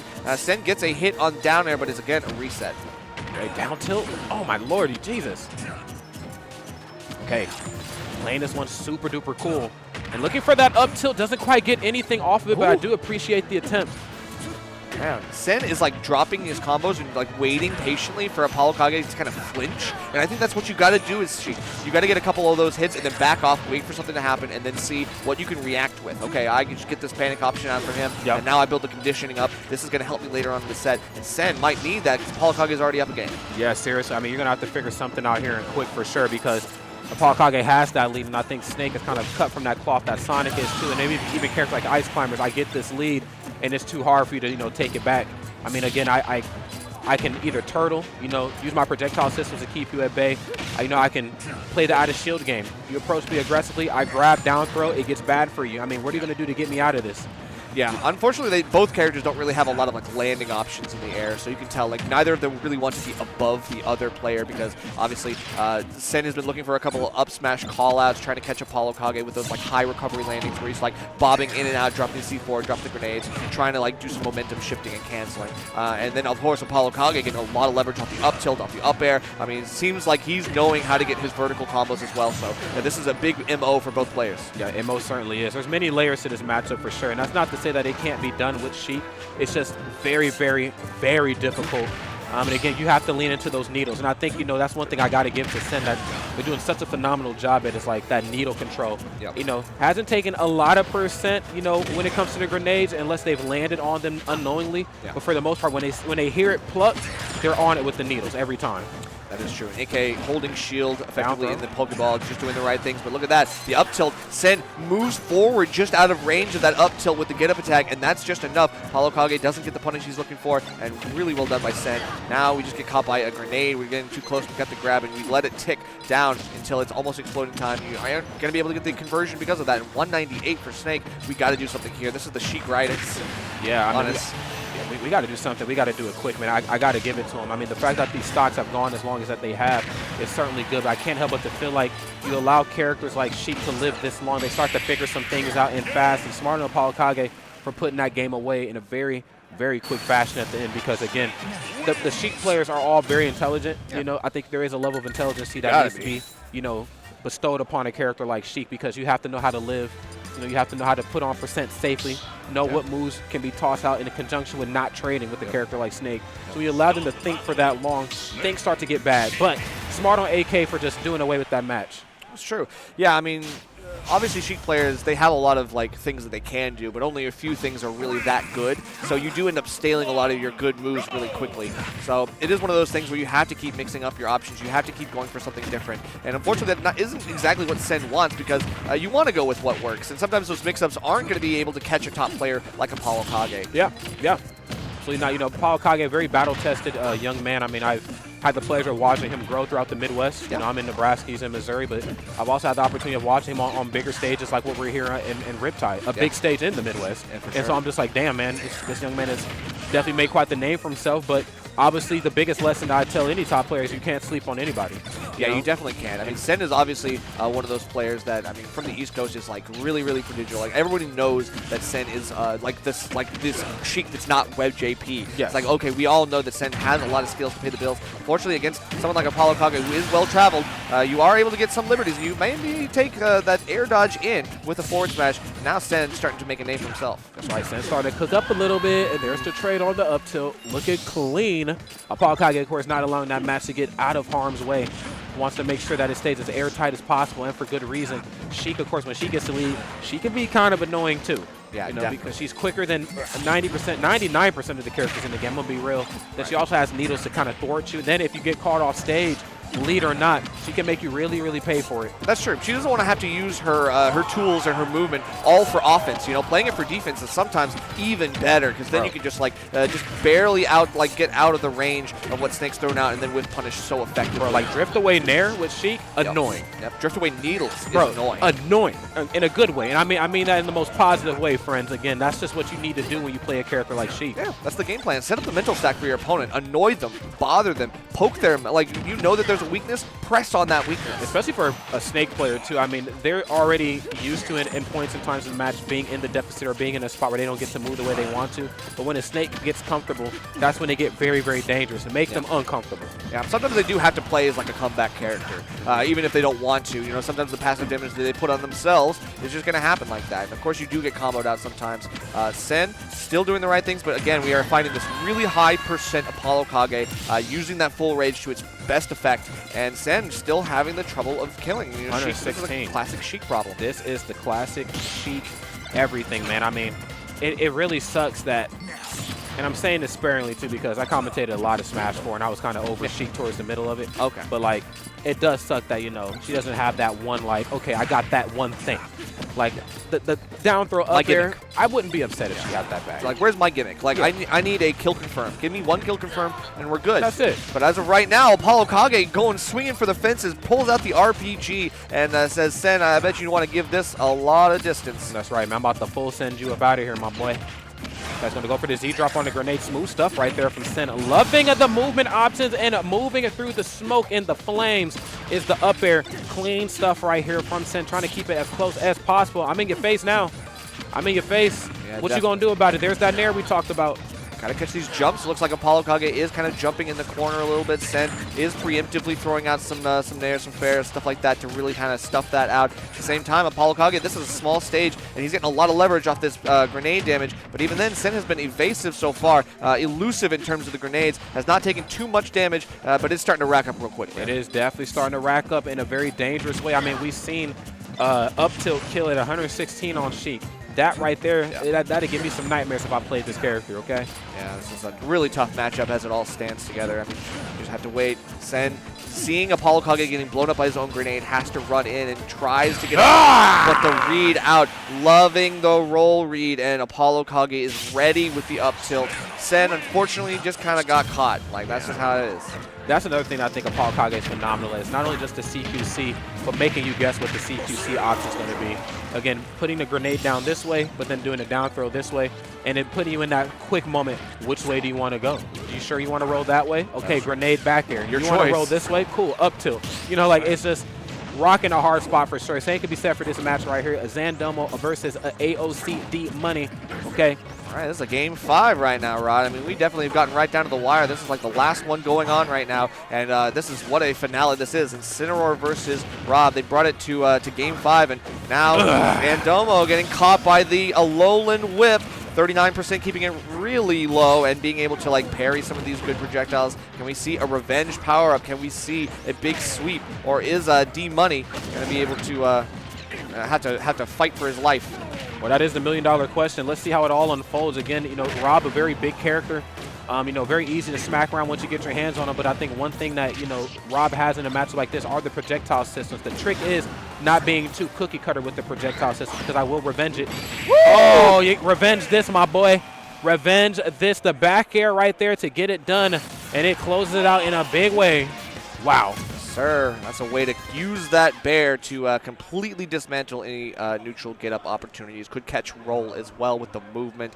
Definitely was really, really well played by Rob. I mean, honestly, it was really good. So that looks like all for our wave. I think that's just about it for us. I think so. Yep. So see all the commentators waiting in the wings for the next one. It has obviously been a great time here at Riptide 2024. It's already showing its strength as some of the best matches that you'll see in Smash this year. So I'm very excited to see what happens as we get on later in the bracket. But we'll have to see what happens then. How are you feeling about it? Dude, I'm feeling really great. Nerf, I believe that was our first time ever actually rocking it on the mic, and hopefully it's not the only time. I'd love to do it again. And friends, of course, as always, keep it locked right here. Follow Nerf on Twitter. Jump in them DMs. You can follow me if you want to, but follow this guy on Twitter. Let's get him to some more events. I want to see more Nerf. Everything that we just did right here, I had a phenomenal time doing it. We're going to go to a quick commercial break. When we come back, we got some more Riptide 2024 coming your way right after this.